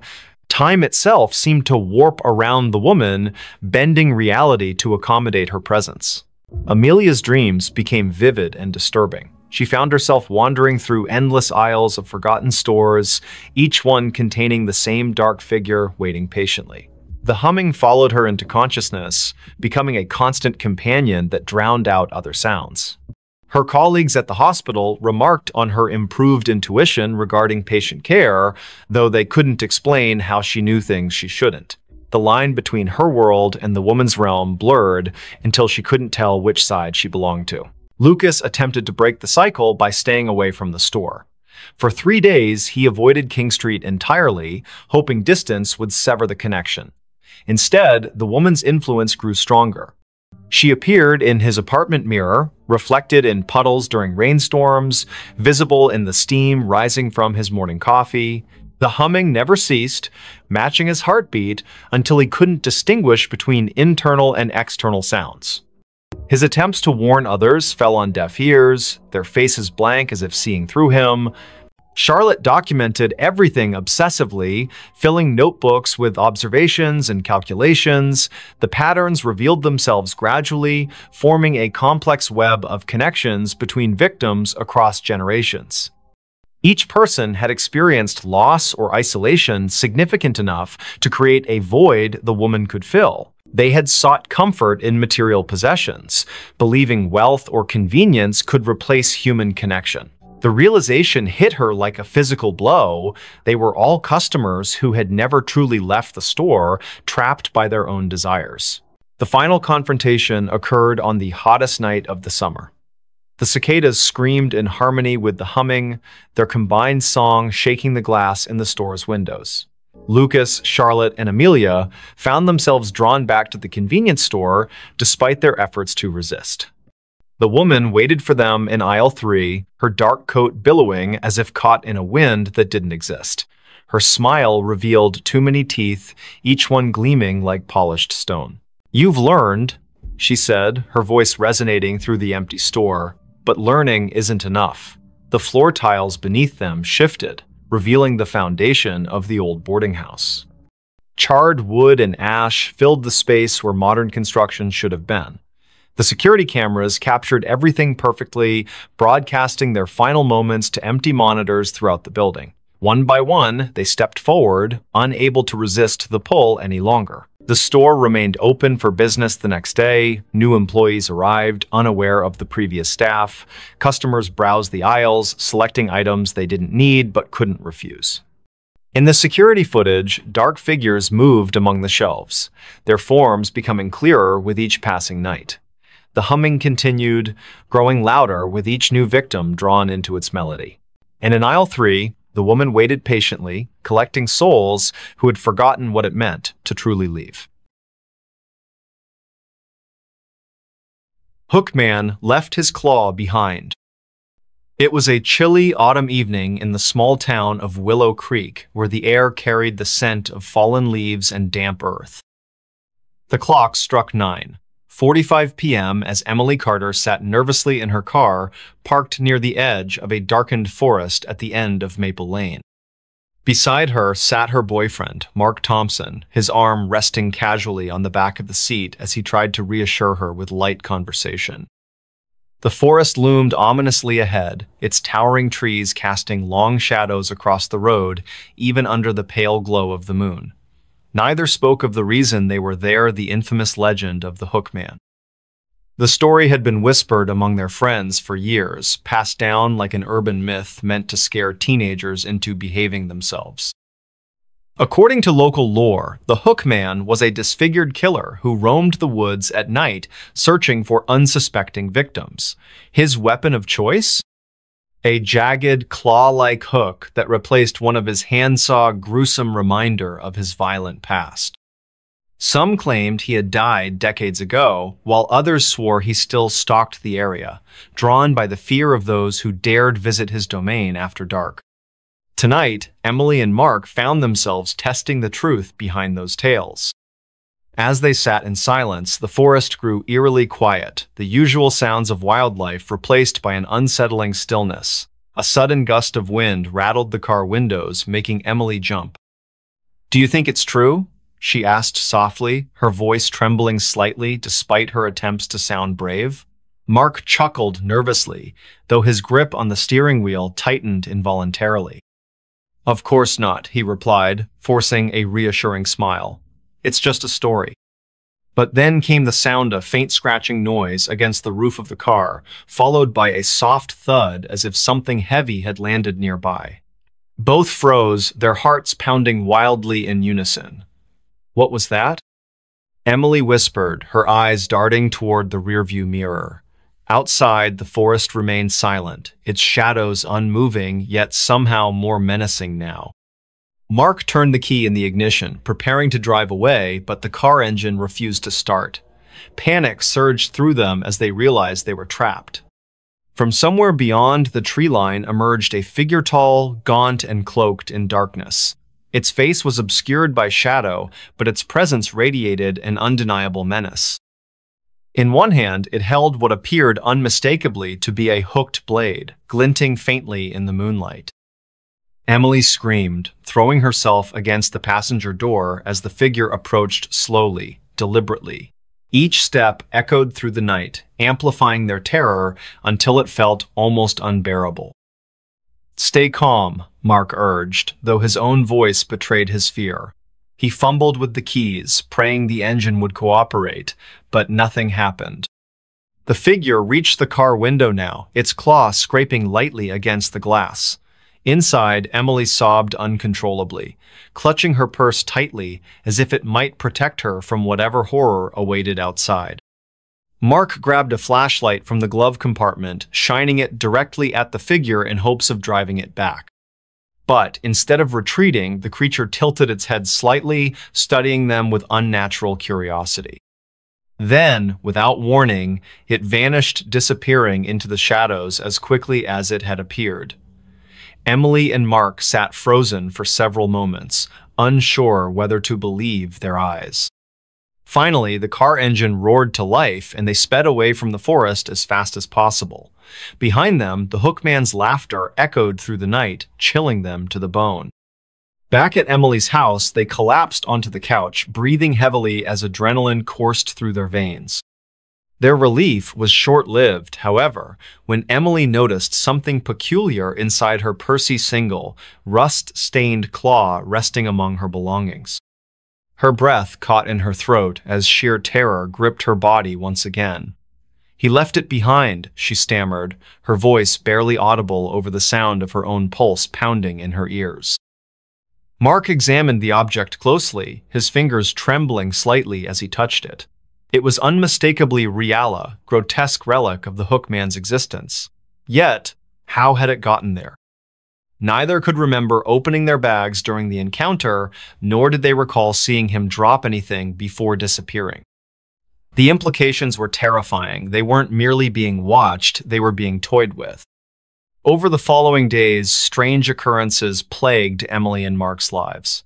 Shadows moved unnaturally in the corners of their vision, whispers filled the air even when no one else was present, and occasionally, They heard the faint scratching sound that reminded them all too vividly of that fateful night. Sleep became impossible, their minds replaying every detail of the encounter in endless loops. Desperate for answers, they consulted local historians and paranormal investigators, learning about similar cases involving the Hookman. Some claimed he acted out of vengeance, seeking retribution against those who mocked his deformity. Others believed he was bound to the forest, unable to leave its confines unless invited willingly by prey. Eventually, the strain became too much to bear. With nowhere else to turn, Emily and Mark sought refuge in separate cities, hoping distance might sever their connection to the entity haunting them. For a time, peace returned to their lives. They rebuilt routines, finding comfort in the familiarity of new surroundings. Yet, every now and then, during quiet nights when the world seemed most still, Emily swore she heard it again, that same scratching sound creeping closer, accompanied by faint giggles that sounded both childlike and menacing at the same time. Years later, neither speaks of their ordeal openly. Though grateful for their escape, they can't shake the feeling that the forest and its enigmatic inhabitant hasn't truly let go. Somewhere, deep within the woods surrounding Willow Creek, the Hookman still waits watching, waiting, ready to claim his next victim. Next story. Time didn't exist here, but I was still awake. Hello? Can anyone hear me? My name is Alex. This isn't going to make much sense at first, but I need to tell someone what happened, what's still happening. Because if you're listening to this right now, then it might already be too late. It started with a walk, just a simple hike through the woods behind my house. You know how it goes, you take a shortcut home after work, or maybe you're trying to clear your head after a long day. That's all it was supposed to be, a quiet escape from reality. But something about that forest felt different today. Wrong, almost. The air smelled stale, like it hadn't moved in years. The trees stood unnaturally still, their branches twisted into shapes that looked more like claws than growth patterns, and there were no birds. No insects buzzing around me, just silence. Thick, heavy silence. I should have turned back when I noticed the first sign, but who could have guessed? Let me rewind for a moment and explain exactly where everything went sideways. So here's the thing about forests, they all look the same at first glance. Tall trunks, dense canopies, patches of sunlight filtering down through gaps above. It's easy to think you're heading somewhere familiar until you realize you're not. I stumbled upon a trail I'd never seen before, or at least I don't remember seeing it. It wasn't marked on any maps I'd ever studied, and yet there it was, a narrow dirt path winding deeper into the woods, lined with moss-covered stones. My curiosity got the better of me, as it always does. Before I knew it, I was following the trail farther and farther away from civilization. At first, nothing seemed unusual. The sun cast golden beams across the forest floor, dappling the ground with light. Birds chirped softly in the distance. Everything appeared normal, almost peaceful. But then, things began to shift. The light stopped moving. Wait. Let me clarify, that doesn't mean the forest grew darker. Quite the opposite, actually. The sunlight stayed fixed in place, hovering over the exact same spot on the ground, hour after hour. At least, that's what it felt like. Hours passed or so, I thought, but the shadows refused to budge. They remained frozen, trapped in time itself. That's when I checked my phone, and found out it wasn't working. No signal, no GPS, not even the clock worked properly. The screen flickered, showing random times jumping forward and backward without rhyme or reason. 1 minute it said 3:47 p.m., the next 12:02 a.m. Then it froze entirely, stuck on 6:18 p.m. 16:18. Forever. Panic bubbled up inside me, but I forced myself to stay calm. Maybe it was just interference from the trees. Maybe I needed to climb higher to get reception. So I kept walking, hoping the trail would lead somewhere recognizable. Instead, it led me straight into the heart of madness. After what felt like hours or maybe minutes, I emerged onto a clearing unlike anything I'd ever seen. It was eerily beautiful, yet utterly unnatural. In the center stood an old clock tower, its hands frozen mid-strike. Around it lay remnants of a forgotten village, crumbling houses, rusted cars, abandoned playgrounds. All of them untouched by decay as though preserved in amber. Yet no one lived here anymore, not a single soul stirred among the ruins. Only echoes lingered in the air-faint murmurs of laughter, crying children, distant conversations that faded before I could understand them, voices out of sync with reality. I called out, "Hello?" Nothing responded except my own voice bouncing off the dead walls. As I explored further, I realized the truth. Time had stopped completely in this place. Every object, every structure, every shadow remained exactly as it had been when the world outside moved on. Watches hung from wrists, their hands locked forever at odd angles. Pendulums swung endlessly within broken clocks, never completing their arcs. Even the clouds above appeared suspended mid-drift, their edges sharp and unmoving. And yet, I could move, I could breathe, I could think. How was that possible? That question haunted me as I wandered aimlessly through the ghost town. Why was I unaffected while everything else stood still? What made me special, or was I cursed? It didn't take long for the horrors to reveal themselves. At first, they were subtle, almost imperceptible, a glimpse of movement in the corner of my eye, a fleeting shadow darting between buildings. When I turned to investigate, nothing was there. Just empty streets and lifeless windows staring back at me. But then came the voices. Whispered fragments of sentences drifted toward me, overlapping and twisting into gibberish. "Help. Please. You shouldn't be here." Each word sent chills down my spine, though none of them sounded human. More like echoes from another dimension, distorted beyond comprehension. Then came the figures. They weren't Pioplinot exactly. They were silhouettes etched into the fabric of reality, standing motionless in doorways, leaning against lampposts, crouching beneath staircases. Their forms shifted whenever I tried to focus on them, blurring into indistinct blobs of darkness, yet somehow I knew they were watching me. Watching and waiting. One nighter, what I assumed was night, I saw something truly terrifying. A man sat on a park bench near the fountain, his posture stiff and unnatural. His face was hidden beneath the brim of a wide hat, but his eyes gleamed with an otherworldly light. He stared straight at me, unmoving, unblinking. As I approached, he tilted his head slightly, revealing a mouth full of jagged teeth. Before I could scream, he vanished. Or maybe he didn't vanish. Maybe he simply became part of the background, blending seamlessly into the frozen tableau surrounding me. Either way, I couldn't shake the feeling that he and whatever else lurked here wasn't real. Not in the way I understood reality anyway. Days turned into weeks, or perhaps months. Without a functioning clock, it was impossible to tell. Time lost all meaning in this place. Hunger and thirst ceased to bother me. Sleep became unnecessary. My body adapted, or rather, it deteriorated. Slowly but surely, I began to lose pieces of myself. Memories faded. Faces blurred. Emotions dulled. The only constant was the creeping sensation of being watched. Always watched.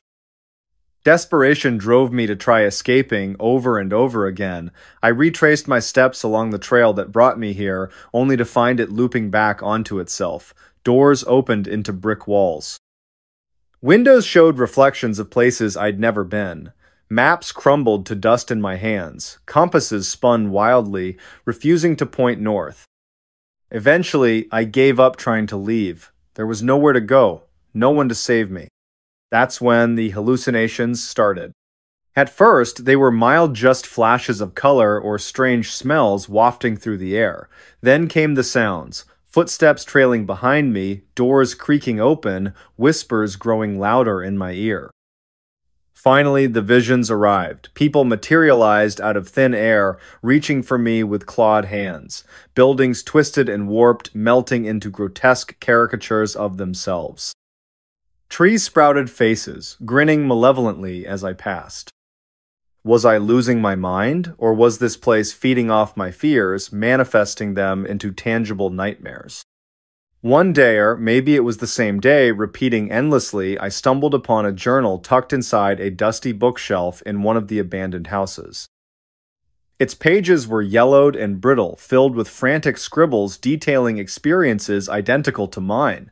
The writer described finding the forest, entering the village, realizing they were trapped. Over time, their entries grew shorter, more desperate, until finally, "It knows I'm here." Those words echoed in my mind long after I closed the journal. What was it? And why did it want us here? The answer hit me later during another endless loop through the village. While examining the clock tower more closely, I noticed something I hadn't seen before: carvings etched into the stone base. Symbols resembling ancient runes spiraled upward, forming intricate patterns that pulsed faintly with an inner glow. As I touched them, visions flooded my mind. I saw others like medicines, hundreds, maybe thousands, Saul caught in this timeless prison. Some screamed, others wept. A few smiled serenely, accepting their fate. Each vision ended the same way, a figure cloaked in shadows stepping forward, pulling the victim into darkness. When the visions faded, I understood. This place wasn't meant to trap us, it was meant to harvest us. Our consciousness, our memories, our very essence fed whatever entity resided here. We were its fuel, sustaining its existence in a realm outside of time. And I was next. If you're hearing this, then I failed. Somehow, you found your way here just as I did. Please, don't make the same mistake. Find a way out. Leave immediately. Don't let it see you. Whatever you do, don't touch the symbols on the clock tower. I wish I could warn you more, but my time is running out, or rather, it's stopping altogether. The shadows are closing in. I can feel them dragging me under, pulling me apart piece by piece. Just promise me one thing. Tell someone about this place. Make sure they know it exists. Maybe someday, someone will figure out how to stop it. Goodbye. Wendigo's screams echo in the woods. It was late in the evening, around 9:15 p.m., when the first scream echoed through the dense pine forest surrounding Lake Hollow, a small community nestled deep within the northern woods of Wisconsin. The air was cold and still, with a biting frost that clung to every breath exhaled. Inside their cozy cabin on the edge of the lake, the Anderson family, Mark, his wife Emily, and their two children, 10-year-old Jake and 7-year-old Lily, were settling down for the night after a long day of hiking and fishing. The fire crackled softly in the hearth, casting flickering shadows across the walls, while the soft hum of crickets filled the silence outside. Jake sat cross-legged on the floor, engrossed in a book about Native American folklore, his eyes wide with fascination as he read aloud to his younger sister. "Did you know," he began, his voice tinged with excitement, "that some tribes believe in a creature called the Wendigo? It's supposed to be this monstrous being that lives in the woods and feeds on people who wander too far from home." Lily giggled nervously, pulling her blanket tighter around her shoulders. "That's silly," she said, trying to mask her unease. "There's no such thing as monsters." Mark and Emily exchanged glances, amused by their children's banter, but little did they know how wrong Lily would soon prove to be. As the family prepared for bed, the atmosphere shifted subtly. A sudden gust of wind rattled the windows, sending a chill through the room that seemed to linger longer than it should have. Emily paused mid-step, her hand resting on the doorknob leading to the porch. "Did you hear that?" she asked, turning toward Mark. He frowned, straining his ears to listen. At first, there was nothing but the usual sounds of the forest at night, the rustling leaves, the distant hoot of an owl.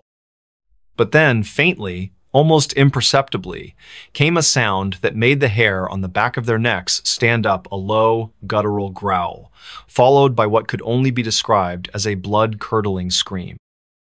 The family froze, staring at one another in stunned silence. "What was that?" Lily whispered, clutching her mother's leg tightly. Mark grabbed a flashlight from the counter and stepped cautiously toward the window, peering into the darkness beyond. The forest appeared eerily still, its towering trees standing like silent sentinels guarding secrets unknown. Yet, despite the apparent calm, something felt off wrong even. The air seemed heavier, charged with an energy that prickled against their skin. "I'm going outside to check," Mark announced firmly, his voice steady but masking the anxiety bubbling beneath the surface. "Stay here with the kids," he instructed Emily, handing her the flashlight before grabbing a sturdy wooden bat leaning against the wall. Reluctantly, he opened the door, stepping onto the porch where the cool night air wrapped around him like a shroud. The screams had stopped, replaced by an unsettling quiet that pressed against his eardrums. Shining the flashlight beam into the distance, he scanned the perimeter, searching for any sign of movement. At first, nothing stirred. Then, without warning, a pair of glowing yellow eyes emerged from the shadows, reflecting the light like twin lanterns in the dark. Mark stumbled backward, nearly dropping the bat as sheer terror gripped his body. Whatever stood before him wasn't human, it was impossibly tall, its skeletal frame towering over him, and its skin stretched tautly over protruding bones, giving it a gaunt, emaciated appearance. Its mouth gaped wide, revealing rows of jagged teeth stained crimson, and from its throat issued a chilling roar that reverberated through the forest, shaking the very ground beneath his feet. Emily screamed inside the cabin, waking the children, who now huddled together in fear. "Dad," Jake shouted, tears streaming down his face as he pressed himself against the wall. Through the window, they watched helplessly as Mark fought desperately against the creature, swinging the bat with all his might. Each strike connected with a sickening crunch, yet the Wendigo barely flinched, its movements fluid and predatory as it closed in on him. Inside, Emily grabbed a hunting knife from the drawer, her hands trembling as she prepared to defend her family. "Stay close," she whispered to the children, her voice breaking slightly. Together, they barricaded themselves behind overturned furniture, their hearts pounding wildly in unison. Outside, the battle raged on, the Wendigo's roars mingling with Mark's grunts of exertion. Finally, with one last desperate swing, Mark managed to drive the creature back, allowing him just enough time to retreat inside and slam the door shut. Once safely inside, the family gathered in the center of the living room, breathing heavily as adrenaline coursed through their veins. "We need to leave," Mark declared, his voice firm despite the fear evident in his eyes. Now, grabbing their belongings, they piled into the car parked out front, driving away from the cabin as quickly as possible. Behind them, the Wendigo's screams echoed through the woods, growing louder and more menacing with each passing mile. For hours, they drove aimlessly, seeking refuge in a nearby town. Along the way, strange occurrences plagued their journey, objects moving inexplicably within the car, whispers echoing through the radio speakers, and fleeting glimpses of shadowy figures darting across the road ahead. By dawn, they reached safety, collapsing into motel beds, exhausted but grateful to have survived the night. In the days that followed, the Andersons spoke sparingly of their encounter, choosing instead to focus on rebuilding their lives elsewhere. Yet, every now and then, during quiet nights when the world seems most still, Mark finds himself glancing nervously out the window, searching for signs of movement among the trees. And though he tells himself repeatedly that it's over, deep down, he can't help but wonder if the Wendigo is still out there, watching, waiting, stalking its next prey.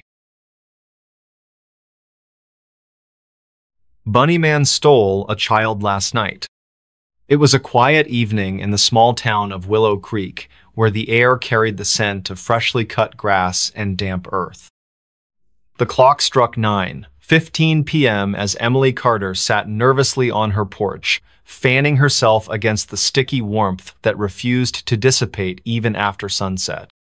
Her younger brother, Jake, played nearby with his best friend, Lily, their laughter echoing through the quiet streets lined with towering oak trees.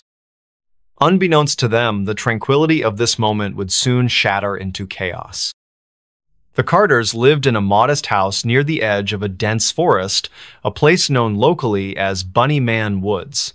Tales of the Bunny Man, a mysterious figure said to haunt these woods, were whispered among locals, though most dismissed them as mere folklore. Emily, however, had always felt an inexplicable unease whenever she heard those stories. That night, her instincts screamed louder than ever before. As the sun dipped below the horizon, casting long shadows across the yard, Emily noticed something odd about the forest. Its usually calm surface rippled unnaturally, as if stirred by an invisible hand. A faint mist began to rise, curling lazily toward the shore like tendrils of smoke. She dismissed it at first, chalking it up to the humidity, but then came the sound, a low, guttural growl carried on the breeze, haunting and otherworldly. It sent shivers down her spine, and she instinctively called out to Jake, urging him to come inside. "Jake, time to head home," Emily shouted, her voice cutting through the twilight. The children paused their game momentarily, glancing toward the house. But instead of obeying, Jake hesitated, drawn to the edge of the forest by some unseen force.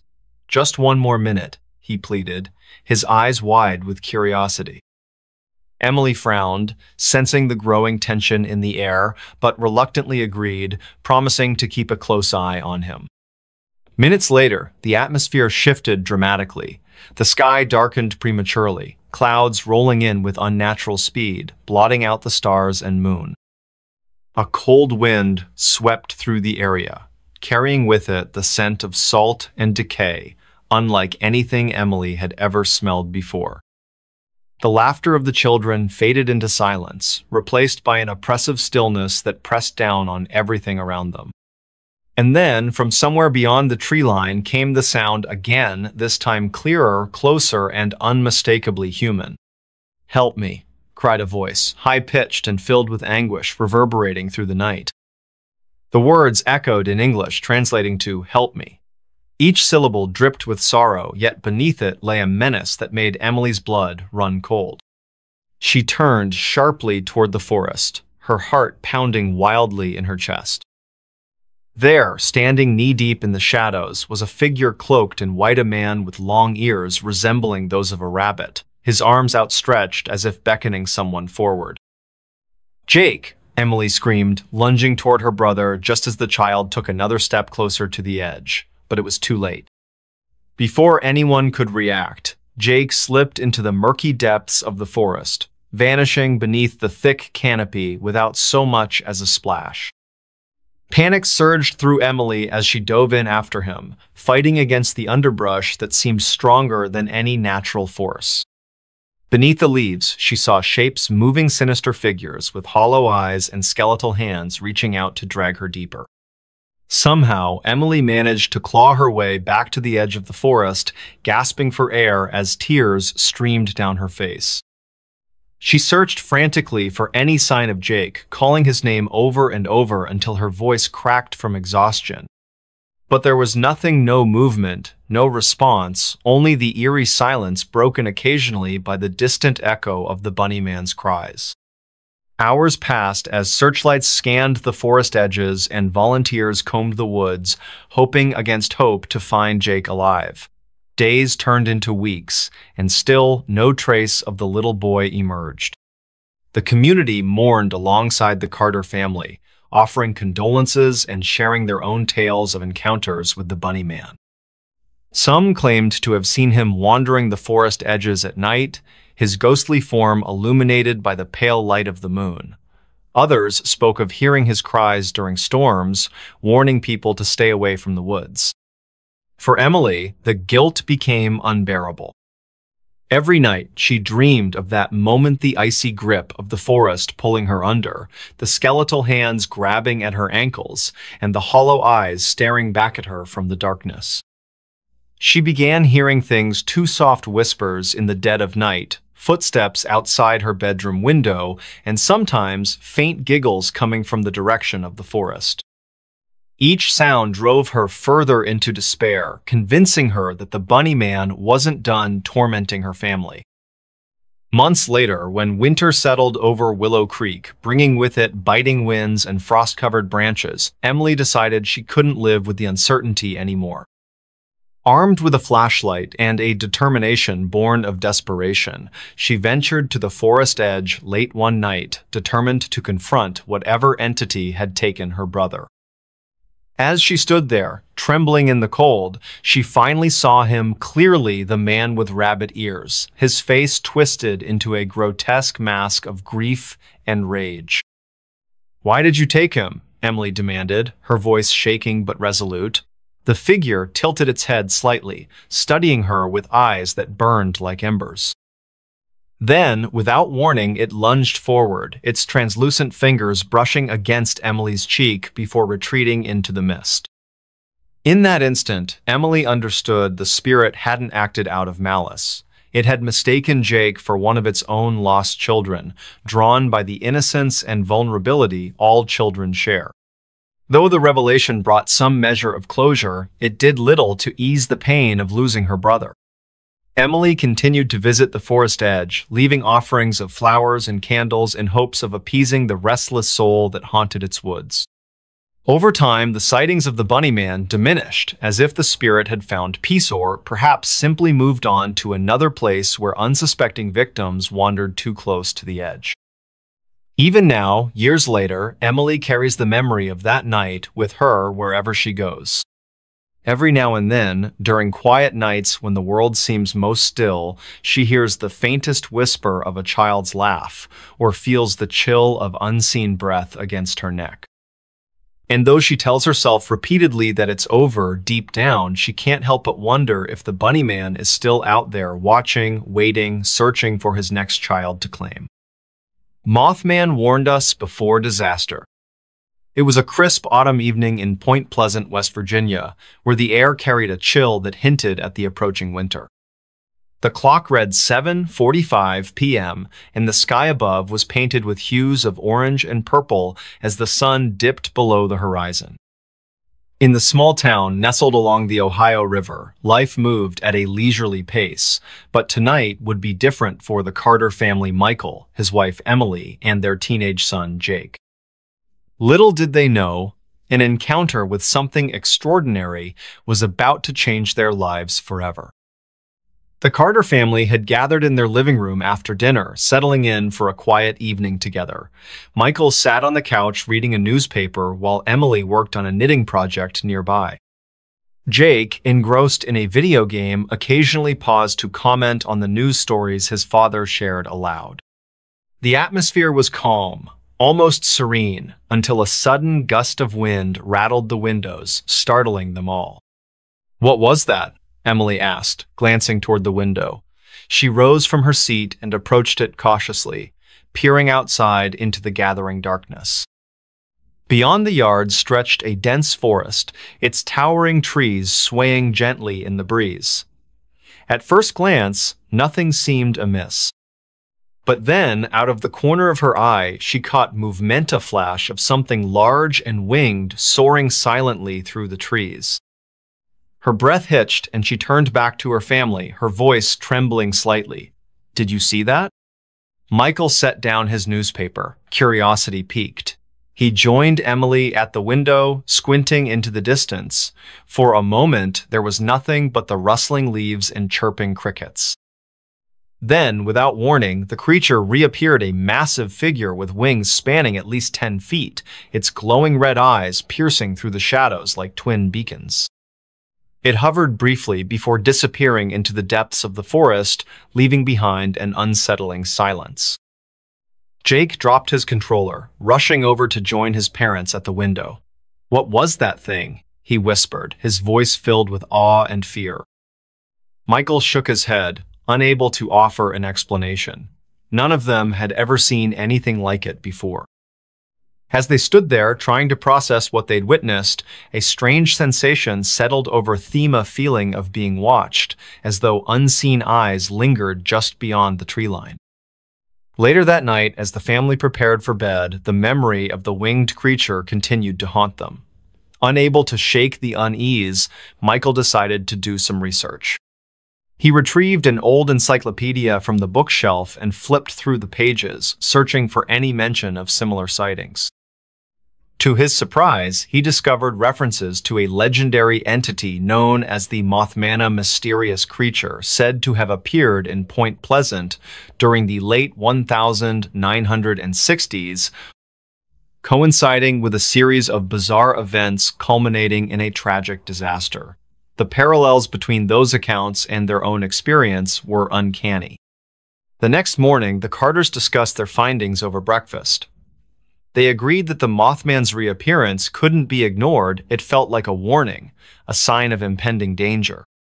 Determined to uncover more information, they visited the local library where they met Mr. Jenkins, an elderly librarian who had lived in Point Pleasant for decades.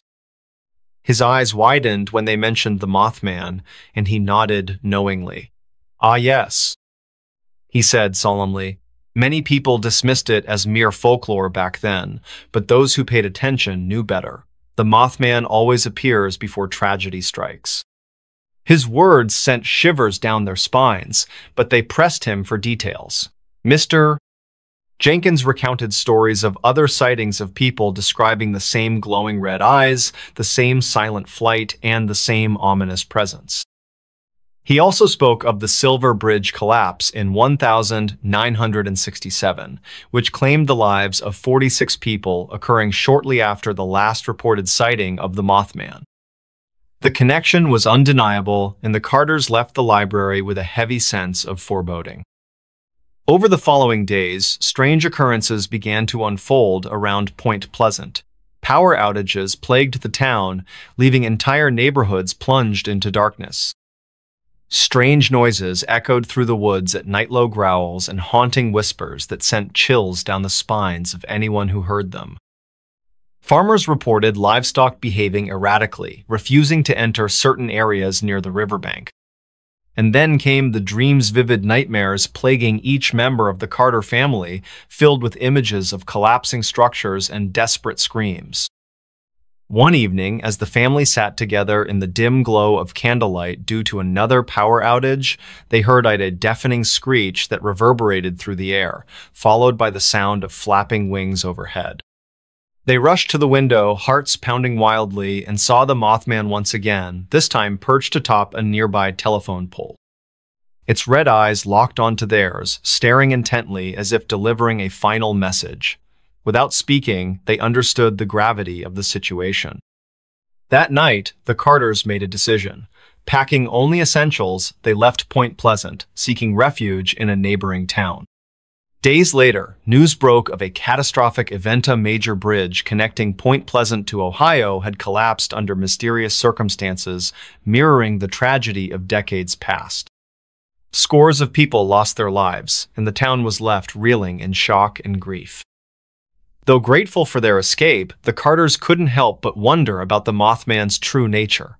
Was it a harbinger of doom, or a guardian trying to warn humanity of dangers yet unseen? Whatever the case, one thing was certain: their lives had been forever altered by the encounter. Even now, years later, whenever they hear the distant cry of birds or catch glimpses of shadows moving in the twilight, they pause and remember the glowing red eyes that saved them from disaster. In the end, the Carters learned to live with the knowledge that some mysteries are best left unanswered. Yet, deep down, they remain convinced that the Mothman is still out there watching, waiting, ready to deliver its warnings to those willing to listen. Next story. The Clapping Man of Missouri. He only comes when you clap back. It all started with a whisper in the wind, or so it seemed. I was sitting on the porch of my uncle's cabin late one evening, sipping lukewarm coffee and staring out into the darkness that stretched endlessly beyond the edge of town. It was August, and the air carried an oppressive heat that clung to your skin like a second layer of clothing. The crickets chirped rhythmically, their song blending seamlessly with the hum of cicadas. Everything felt normal until it didn't. Let me back up for a moment. My name is Alex, and I grew up in a small rural town called Willow Creek, nestled deep within the rolling hills of Missouri. If you've never been here, picture this. Endless fields of golden corn swaying gently under the sun, narrow dirt roads winding through dense forests where sunlight barely penetrates, and a quiet stillness that lingers even when the world outside seems chaotic. But beneath that serene surface lies something darker, something whispered about by locals over hushed tones during late-night gatherings at the diner or around campfires deep in the woods. You see, Willow Creek has its own urban legenda story passed down through generations, told to children as cautionary tales and dismissed by adults as mere superstition. They call him the Clapping Man.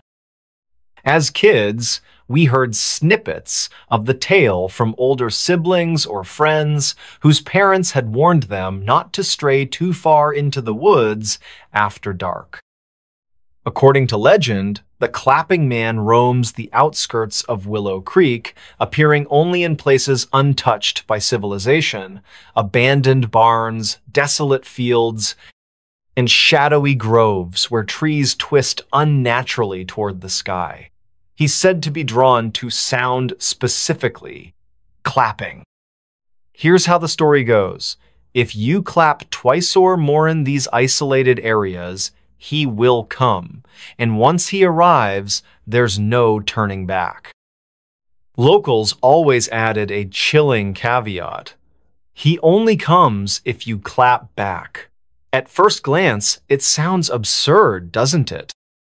Like some half-baked ghost story meant to scare restless teenagers into behaving themselves.